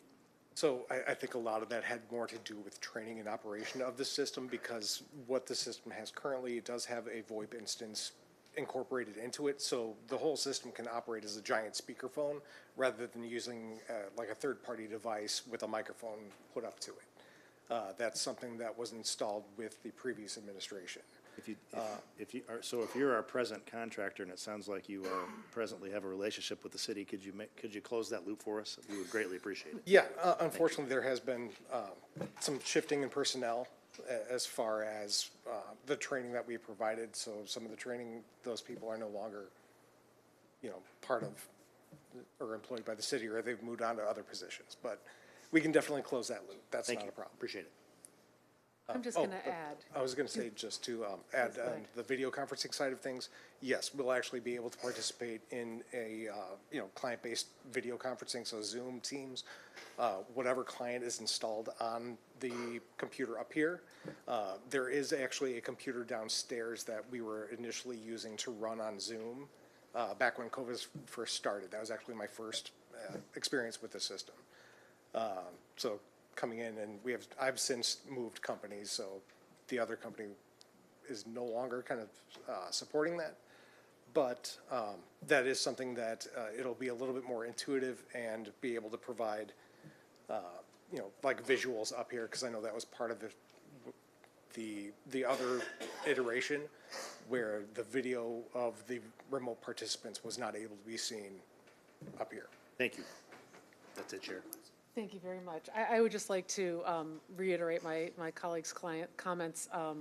This is critically important for us, and I speak as someone who has, I do have to travel a fair amount for my job, and I try to schedule that away from Tuesday nights, but that's not always possible. It is critically important that we have a better way of communicating or participating remotely, because it does create limits for those of us who, infrequently may need to be added to office. So thank you very much. We're looking forward to this. What is the expected timeline of this installation? There are still some hardware constraints on shipping and things like that. Ideally, we would probably be looking sometime in February or March in terms of installation. So you're waiting for some stuff to get to. Yes, like, parts. Obviously we can't order anything, and because of the shifting of the availability of hardware, we can't really promise anything until we, Sure. are able to actually place the order. Our vendors won't provide us dates. But reasonably within a few months, not Yes, 6 to 10. correct. Thank you. And I think we have, if you'd like to come up and speak to that.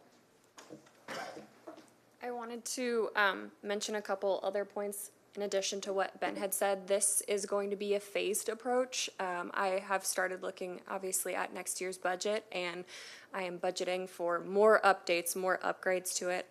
That was one of my things coming into this role. I saw the frustration, heard the frustrations. It's something that is a main priority of mine to work on, and work with the clerk's office as well to see and make sure we have everything kind of working all with each other. So this is just the first kind of approach to it. Ideally, if in the next couple of rounds, maybe we do it all at one time or anything like that, it is up for further discussion, but this will be the first of many fixes. It's fixing some of the things that have been needing the upgrade.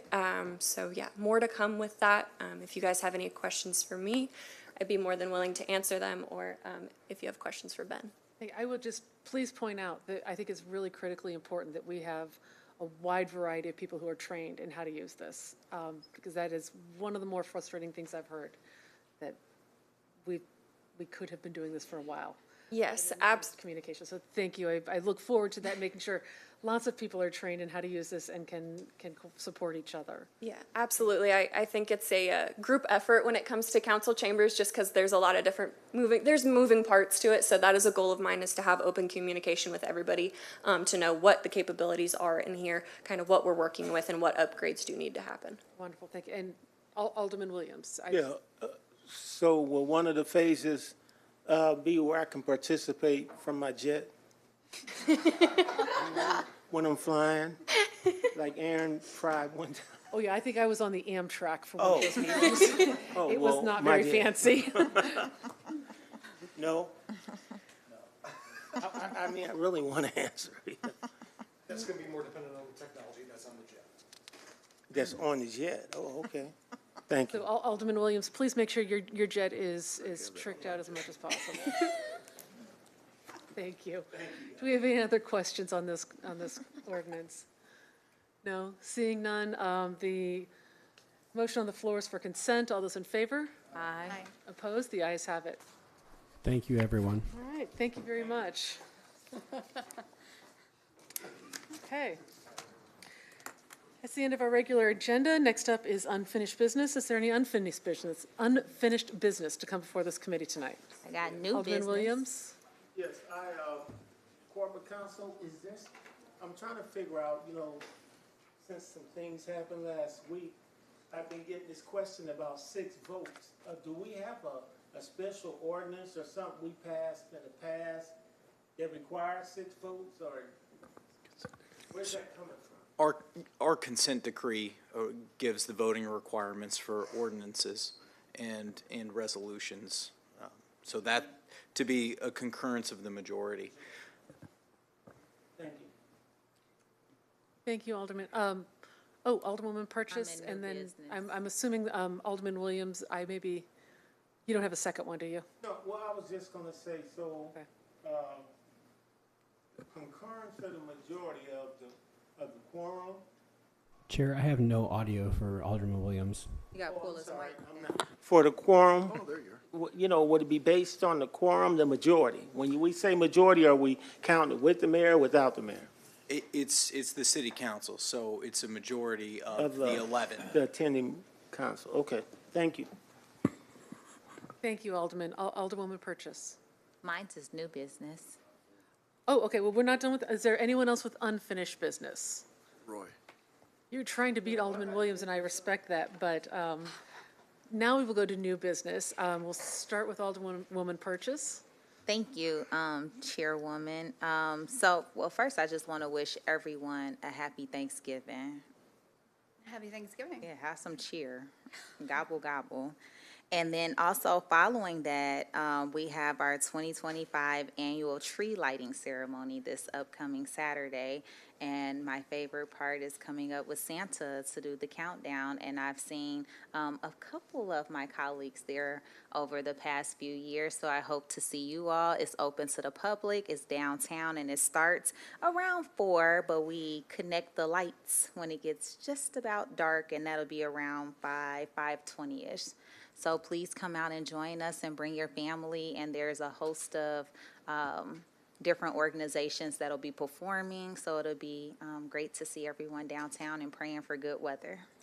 I think I will tell you, in my opinion, having some snow for lighting a Christmas tree is good weather. No. I'll be as unpopular in that In as I my like it. 5 or 6 years I've been here, we have not had snow, not one time.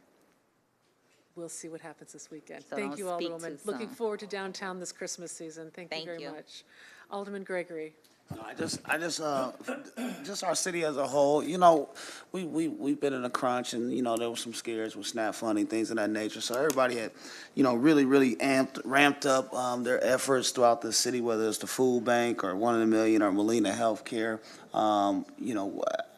The response in this city from organizations, whether it was way back in COVID, it's amazing. And when hard times come, to our city, which they'll still come, it's refreshing to see people just come together to get people fed, and do what we got to do to just make sure that people in need are done. And, it was a good weekend. I wasn't able to make it to the food banks, but it was packed. We've seen thousands of boxes, of food given out to people who are standing in line for an hour.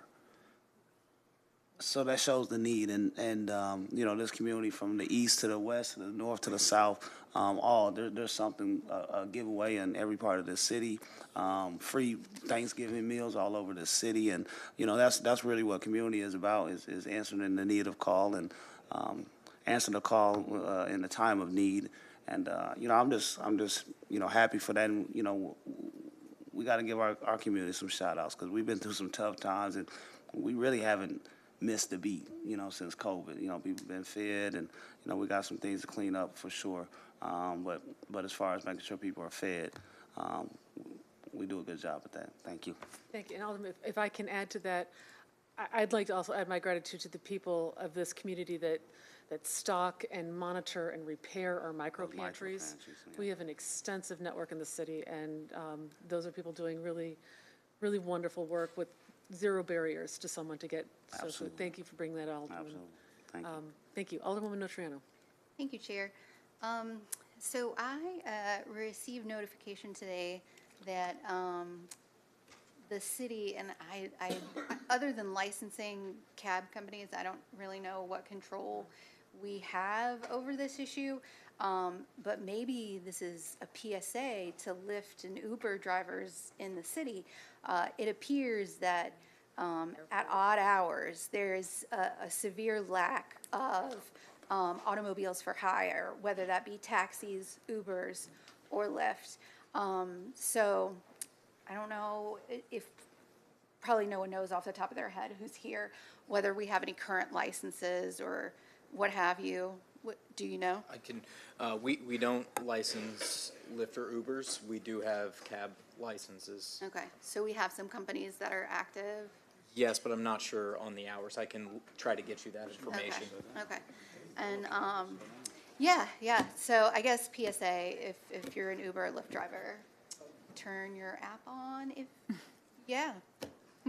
I believe one of the cab companies recently just closed shop, so we have had a reduction in that sort of traditional form of transportation. Yeah. It's really unfortunate because I don't know. We're a city of people from other places, and so if you're arriving by train or plane or what have you, you need those sort of services in the city. And I know our buses don't always operate and don't operate after a certain time. So maybe just an issue to flag for all of us. Thank you. Thank you, Alderwoman. Alderwoman Purchase. Yes, I have received a text message and saw the Facebook message. It was a student coming in, and it was really, really late for an interview and didn't have any transportation from the airport. So I do think that's something for us to consider, and also maybe even look into licensing Uber when we have those weird hours late at night if our taxi services can't provide it. That's and I'm not for sure. I know this is not the city with SMTD, but probably the bus routes don't go out that late. But I knew that was something that I would ask you, and didn't think to do it just now. Thank you. Thank you. I think probably then a good conversation to raise with the airport too, about making sure that there are, Yeah, speaking with the airport, that's a good idea, Alderwoman Conley, because I think it was closing at a certain time and they was stuck like basically outside, and it was just grateful that the couple that was there said they would come back if they could not fit into that vehicle instead of leaving that person there by themselves. So yeah, definitely something to look into. Thank you, Alderwoman. Do we have any other new business before the council right now? Nope, seeing none. So time for citizens' request to address the committee. Clerk? Aaron Cahill.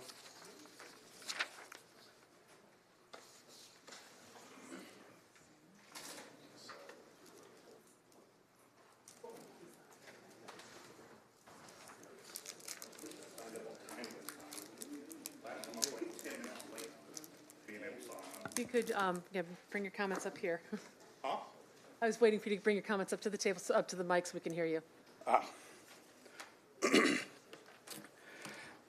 Mayor, alders, people of Springfield, I come before you tonight, a resident of Springfield that feels let down by at least half the horseshoe.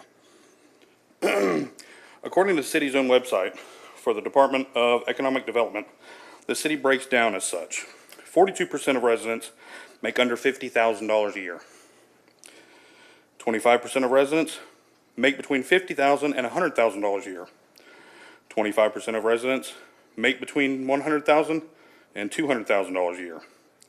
And finally, 9% of our population makes over $200,000 a year. 9%.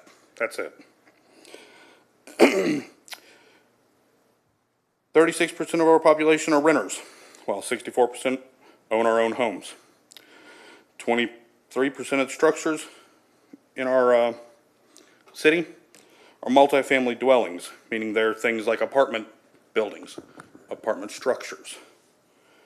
And 74% are single-family dwellings, such as houses.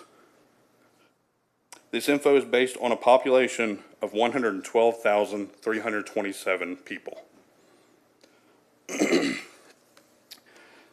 For those of you that are not aware, I have a 19-year-old son, 20-year-old son, in Hickox Apartments. I just did an interview with Illinois Times regarding this. He moved in October of last year. They've been through, since October of last year, 4 separate management companies. 4 of them. One of them was there for literally a month before they brought in a new one. The new one had a manager that, quite honestly, horribly unprofessional. Had a lot of pretty rude things to say to me. So, of course, I fed him back.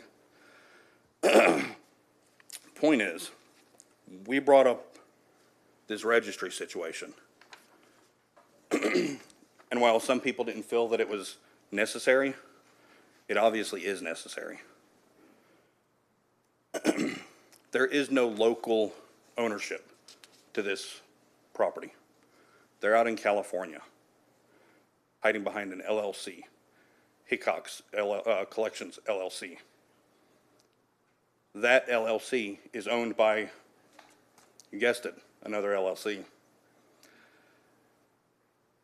That LLC, owned by a third LLC, wouldn't you freaking believe it? That LLC doesn't even have an owner of record. There is no owner of record for the third LLC. You're chasing your tail, trying to get in touch with ghosts regarding these properties where our citizens live. And it's not getting crap accomplished. So, we got folks that make decisions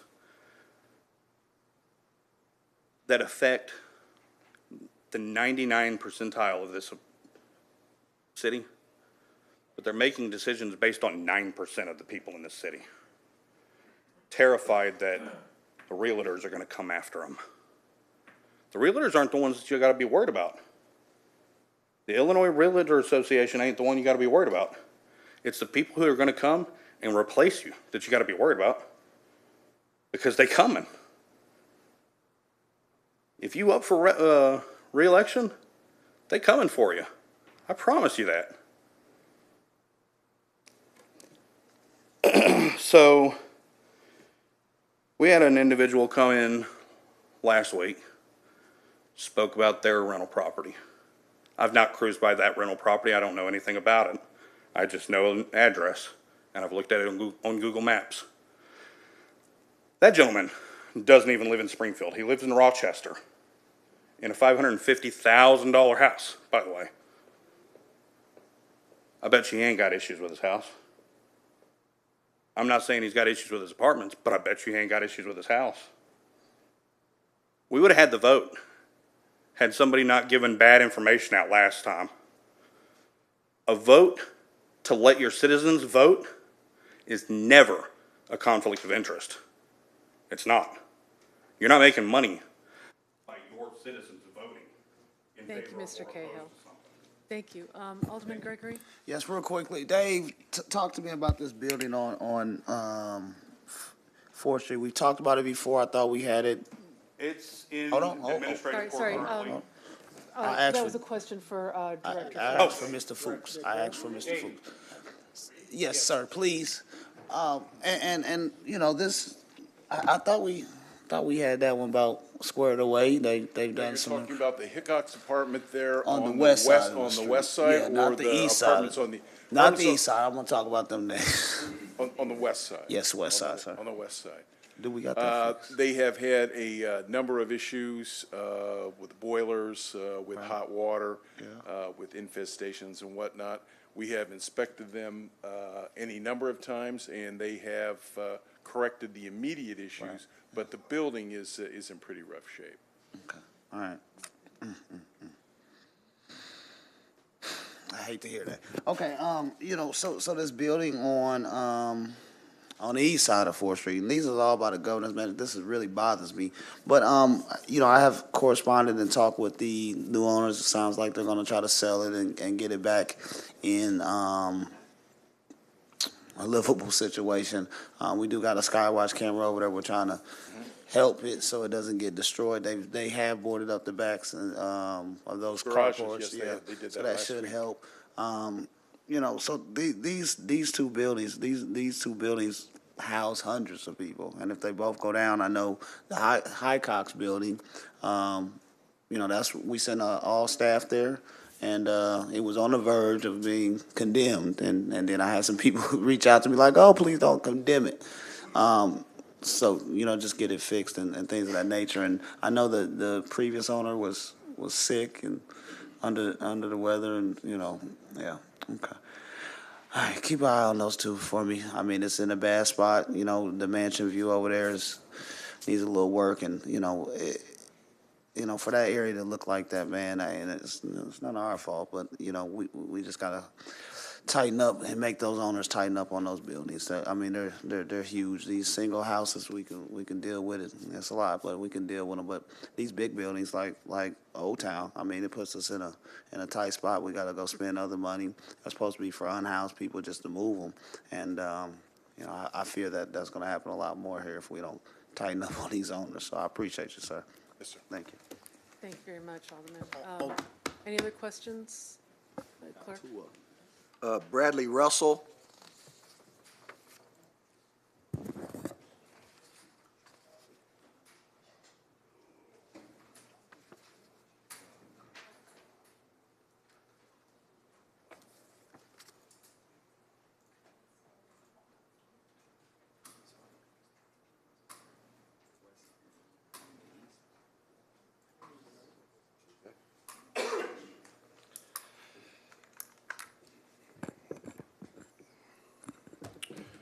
All right, I start off with the definition of corrupt. Having or showing a willingness to act dishonestly in return for money or personal gain. Kind of seems like there's a little bit of corruption around this horseshoe here, that y'all do dishonest things for power or for money or for whatever. How I know there's more than one of you aldermen that own property around Springfield, yet one of the aldermen can't vote because she owns property? That doesn't make any sense to me. And then corporate counsel says, well, you know, I talk to people individually. I can't tell you what I've said to each individual. Well, that's because you're telling people different things. One person gets told one thing, the other person gets told something else. How is that not corruption? How is that not you trying to do something for power and money? It is. I mean, without the registry, people like Misty's husband doesn't have to be on there, doesn't have to pay nothing. But I'm telling you right now, those Hickox apartments, I lived there. no heat in in the winter, none. They have a gas heater that's been there since 1920. And let me guess, or let me tell you, it does not work. I was on the 3rd floor and I had to buy space heaters for every room. Like, that's insane that y'all, for that man to come up here and say that he inspected it, no. I guarantee you, if he did, he'd have saw it correctly. I digress. But the other thing is there's so many properties around Springfield, old town apartments, all the mess you had to go through. Sir, please And- address your comments to the chair. Thank you. Well, okay. Please do. I mean, it's okay. I mean, I'm going to say it how I like to see it. You know what I'm saying? I mean, you know, to sit over here and preach to Sean about, you know, all this stuff when there are some of you that are trying to make Springfield better, and there are other ones that are trying to make their backyard better.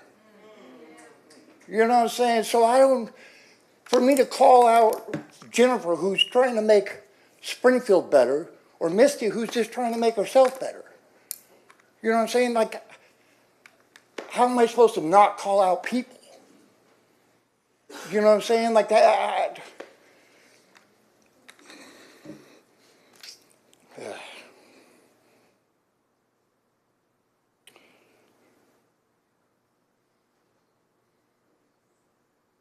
One of the things, I'm a girl's dad. I've had girls.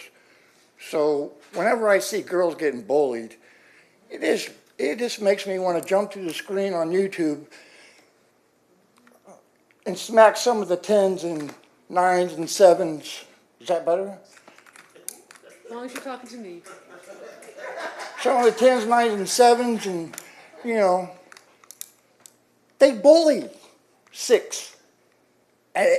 I don't like it. I really don't. And it really makes it hard to come up here and not smack the crap out of some of y'all.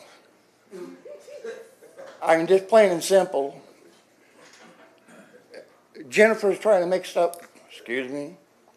6 is trying to make things better, and 10 wants to rock back in his chair and talk mess to her. How is this helping Springfield? Y'all are here to make Springfield better, not... I mean, it's not just about you and 8, because you and 8 also has to worry about people in 2 and people in 3, because all of us make up Springfield. Like, can't we work together? Why does it have to be all you guys working for the mayor and all these guys working for Springfield? I mean, does making the mayor happy get you something better, 9? I don't get it. I think y'all need to wake up and find out what's your legacy. When you leave this place, when you leave your seat, what's your legacy? What is it you're going to leave behind? Because right now all I see is bullies. Hope y'all do better. Ken Pasha. Really? Is that you walk away before you call out another name? Yeah, I know, it's just next cattle and... Go away. Sir.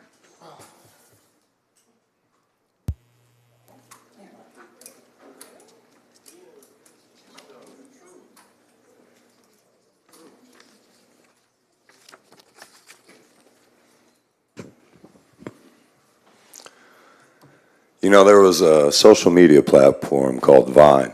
It went offline in 2017.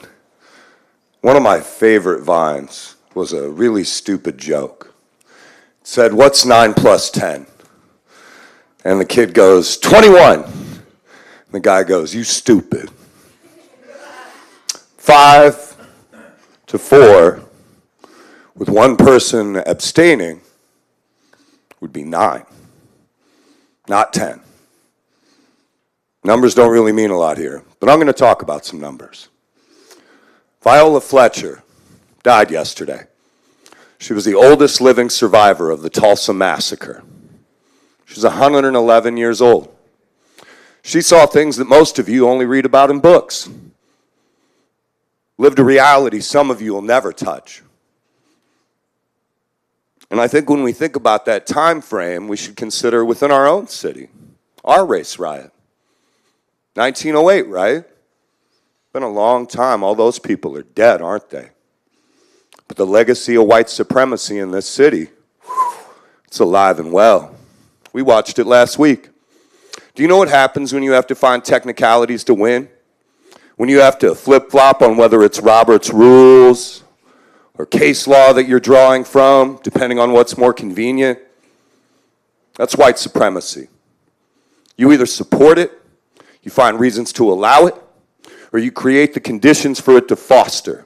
And if you think that you're not, if you think to yourself that I'm the kind of person that fights against that, but you watch what happened last week and you smile, you don't even have the decency when you're cheating the system to look ashamed of your behavior.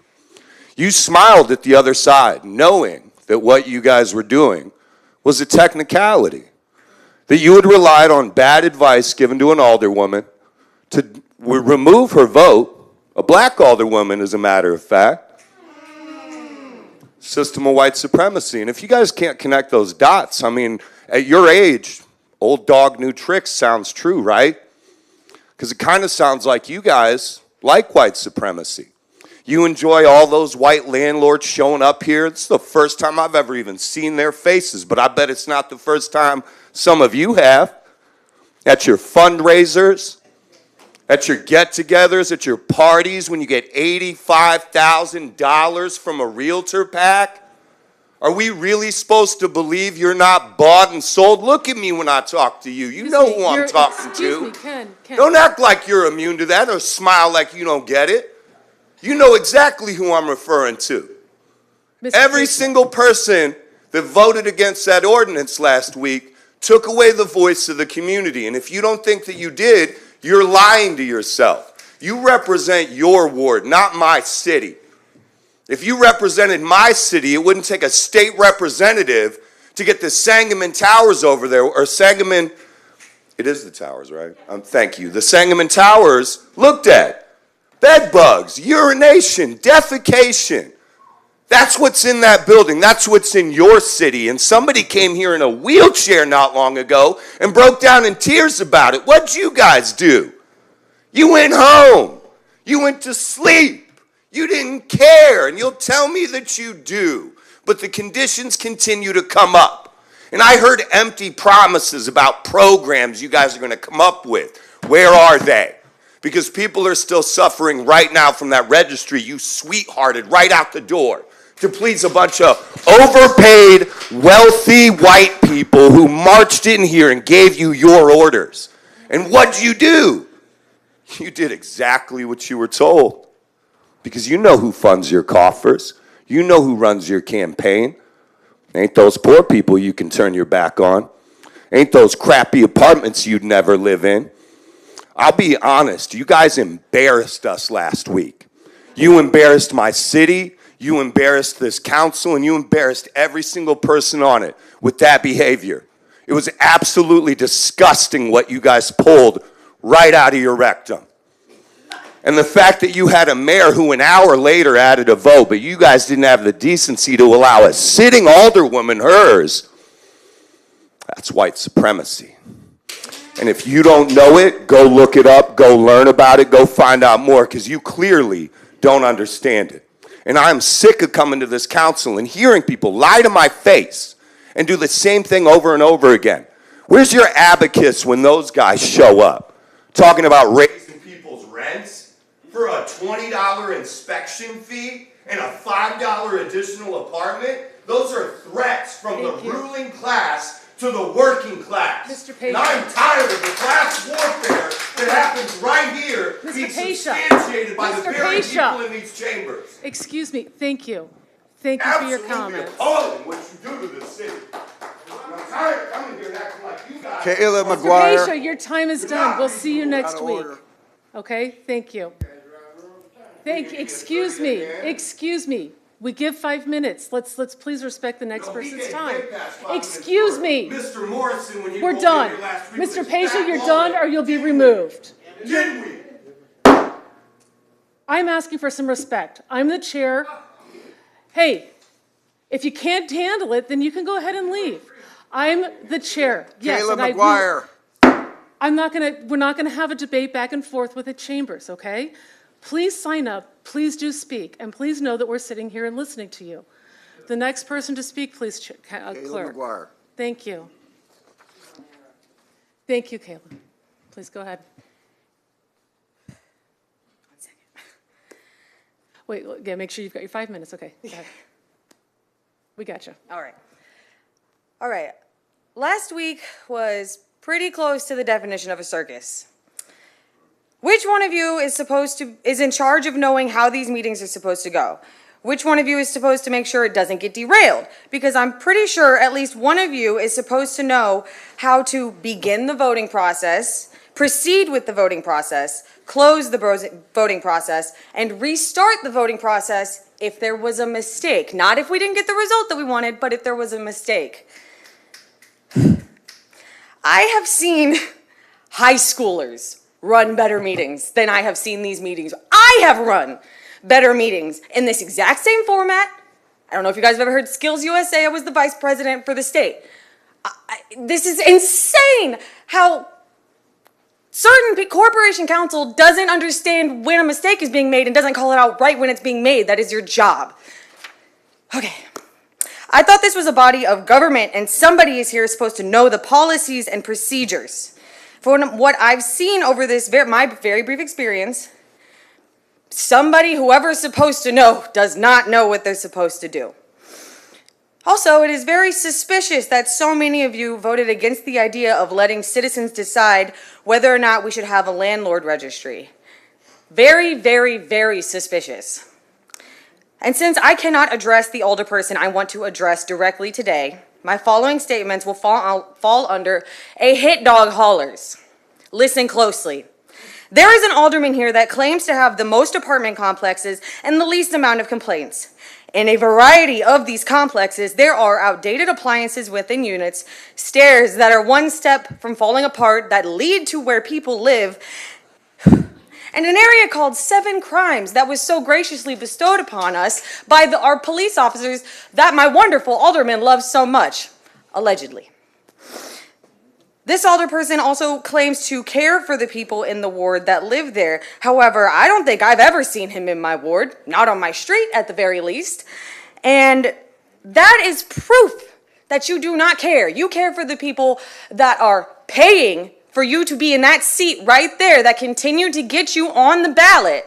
If you cared, you'd show up to 7 Crimes every now and then. You'd find out why it's not 7 Crimes. It's mostly college students and young children. So I don't know why the police think that it's okay to call where normal people live 7 Crimes. And I don't know why you think that we like the police so much, because 7 Crimes at the very least is not like it. The ward I live in, Ward 7, is not perfect. We have complaints. However, when you lean back in your seat and look like you're about to fall asleep, it's pretty obvious that you don't care for our complaints. You're not going to listen to them, let alone the rest of Springfield. You fixed the sound barrier wall thing. That's great. What about the overgrown sidewalks? What about the areas that have houses but don't have any sidewalks at all? What about the lack of benches near the many bus stops that children and college students and elderly people have to sit at? What about the apartment buildings that have bits and pieces falling off of them as we speak? Either stop speaking on behalf of your entire ward or start representing your entire ward. Since I have a little bit of extra time, I would still like to bring up again the lack of options for communication for the deaf community. I understand that we have the hearing loops, and I love that. That's great. We have captions on the YouTube videos. That's great. My main concern is how would a deaf person come up here and voice their complaints? Do we have an interpreter for them, or would they have to go out of the way to hire their own interpreter? I understand the request I'm making before. We already had. I wasn't aware of that. Thank you, guys. But they should be able to come up here and speak as well, because I'm pretty sure Minimal of you guys are fluent in sign language. It's not a shot, I'm not fluent. And I really hope that the ordinance, including in-tech innovations, will help with that.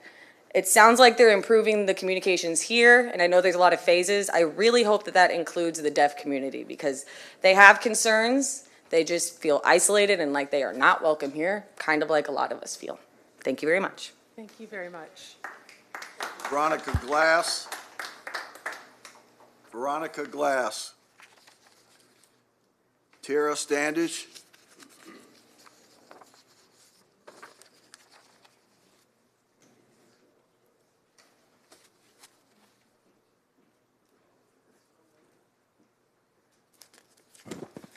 Good evening. My name is Tiara Standage, and I'm here as a community member, a harm reduction advocate, and someone who has watched many families in Springfield fall through the cracks because our housing system refuses to take responsibility for the harm that it causes. I want us to understand that a landlord registry is not just paperwork. It is harm reduction. Harm reduction doesn't apply to just drug use. Harm reduction is the practice of reducing preventable harm whenever people are being placed at risk. And right now in Springfield, the lack of accountability in our rental housing system is creating harm every single day. Excuse me. A landlord registry is harm reduction because it identifies who is responsible for the condition of the homes people are living in. Right now, families are renting from landlords they cannot locate who hide behind LLCs, P.O. boxes, and out-of-state addresses. When the heat goes out, when mold spreads, when electrical systems are unsafe, there is no one to contact and no system that forces action. That's not an inconvenience, that is harm.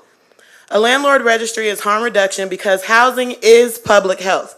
When kids are breathing in black mold, when elders can't safely climb broken stairs, when single mothers are dealing with constant pests, leaks, and violence from predatory landlords, those conditions directly increase ER visits, asthma, depression, unsafe coping mechanisms, and homelessness. We can't talk about reducing gun violence, substance use, or trauma without talking about the environment that people are forced to survive in. A landlord registry is harm reduction because it intervenes before the crisis. Instead of waiting for a building to burn down, for a child to suffer from lead poisoning, for a tenant to become homeless, a registry gives the ability to track problem landlords, enforce repairs, and prevent harm early on. Prevention is cheaper, safer, and more humane than emergency response for the aldermen that were worried about what it would cost the city. And let's be honest, the same communities who are already over-policed and underprotected are the ones paying the price for the city's inaction. Black families, poor families, unhoused folks, single parents, and people who are already carrying the harm of systemic racism and economic violence. When we fail to regulate landlords, we enforce these inequities. We hold tenants accountable for everything and landlords accountable for nothing. That is white supremacy in action, a system where certain people profit while others are disposable. A landlord registry is harm reduction because it shifts the burden off the most vulnerable and onto those in power to prevent harm. It says if you profit from housing people, you have a responsibility to house them safely. No more slumlords hiding in the shadows. No more freaky-deaky landlords exchanging sex for rent receipts. No more trauma being overlooked. No more calling unsafe housing the cost of living in poverty. Springfield deserves a system where landlords are known, accountable, and responsible for the safety of the people who live under their roofs. That is harm reduction. That is equity, and that is the bare minimum that our community deserves. Thank you.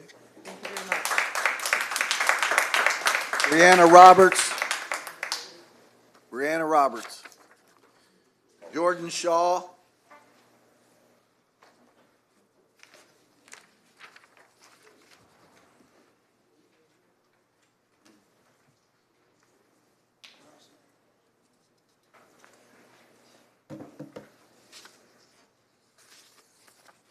Good evening. Okay, so first things first, I just wanted to let everybody know that tomorrow we are having at Intricate Minds Warm Wheel Men's Day our second annual Friendsgiving potluck. It starts at 6 p.m. and anybody is able to come, can come. We will be having just a potluck of food. It will be great. We want to get as many people fed, especially during this Thanksgiving time. All right, so now that you guys had just a little teeny tiny break, I'm going to also talk about last week's city council meeting. So I find it very unfortunate that apparently there are certain people who don't understand that 5 is more than 4. That is unfortunate, but I get it. Math is hard. It is. But I also understand that there are certain steps that need to be taken. You had to get at least to 6.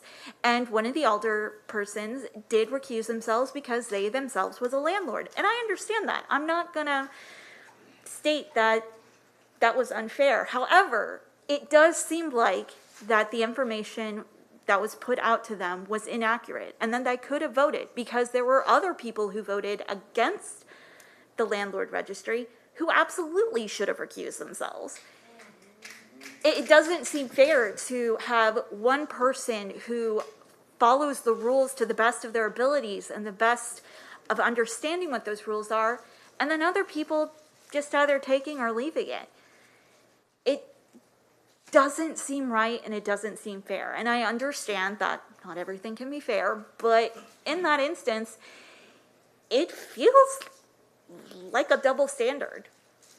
You're either going to have 4 or 5 people recusing themselves, and therefore a 6th vote would be absolutely impossible, or everyone would have been able to vote. And I also just want to state that I'm going to be perfectly honest. I can't remember exactly who said it, and I know we can't single people out. But I just want to let people know, don't ever use ChatGPT as a source. It is just a bad call. At the very least, you're admitting that you use ChatGPT just to look up a fact. Doesn't seem really smart. And also, it makes it seem like the people that you are supporting are also not smart, because they just expect you to go on a website, ask a question, and then just read whatever the AI generative support system is telling you to do. So I would just recommend, if you don't want to waste all that time, maybe hit Google, maybe hit a couple of links. It's not that hard. I promise you, it won't hurt. So, in conclusion, because I have a little bit more time, if you want to be forthright and not have just a bunch of people coming up here and yelling at you, either specifically or as a group, maybe be a little more transparent and honest. Because at the end of the day, if you're going to keep lying to people over and over again and keep making the assumption that the people who voted you into office are stupid and cannot follow simple policies, then you're not really going to be here for a long time. You keep calling people names, they're going to eventually vote you out. And it's probably best just to be honest. Thank you for your time. Roy Walton.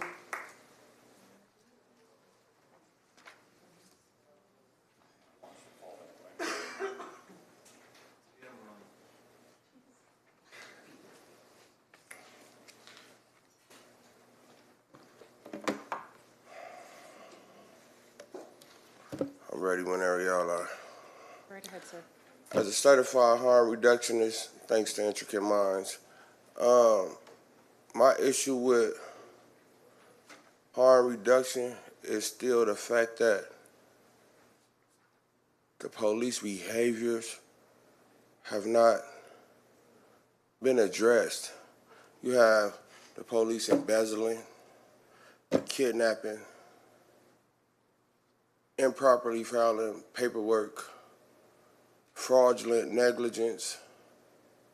How do you arrest a person, take them to Sangamon County, they get assaulted, and then released with no record of the arrest, no charges filed?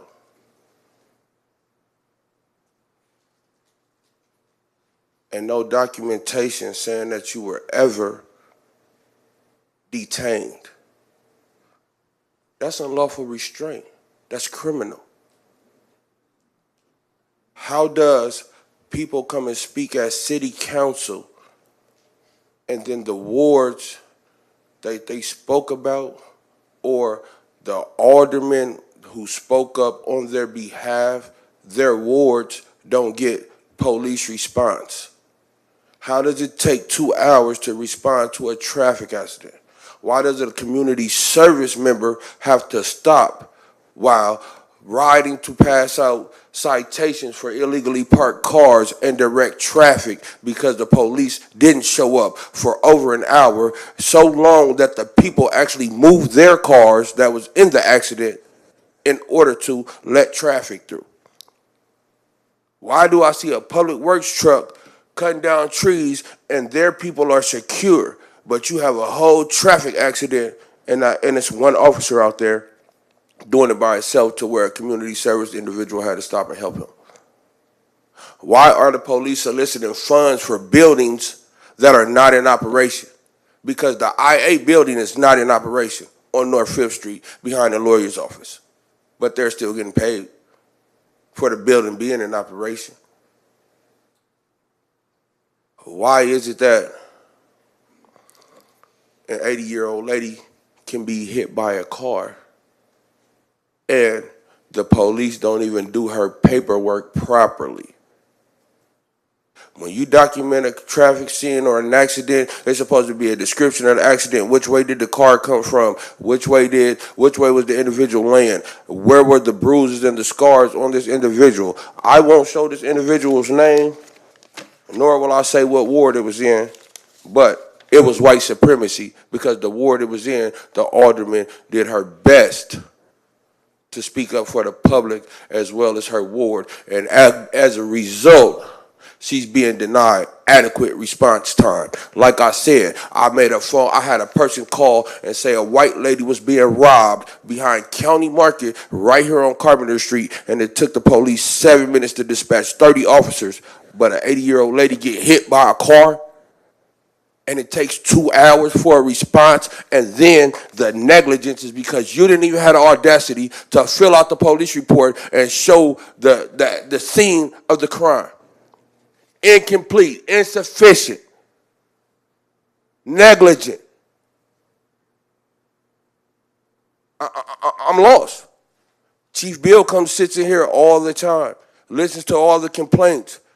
How do you do olive branch with an individual and an alderman, and then when the individual comes back to city council, you shut down the follow-up?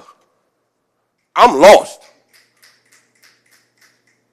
This is a tyranny of bullying, negligence, embezzlement, soliciting funds for operations that don't exist. I keep telling y'all, I'm tired.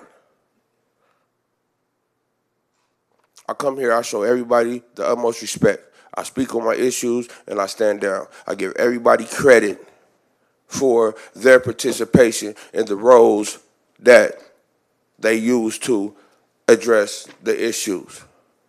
But we tired. And it's about to get bad because we're going to stop targeting y'all and target the money. Since this is a corporation, we're going to find out what better businesses do and see how to get this money shut down. Maybe then y'all listen to us. Thank y'all for listening.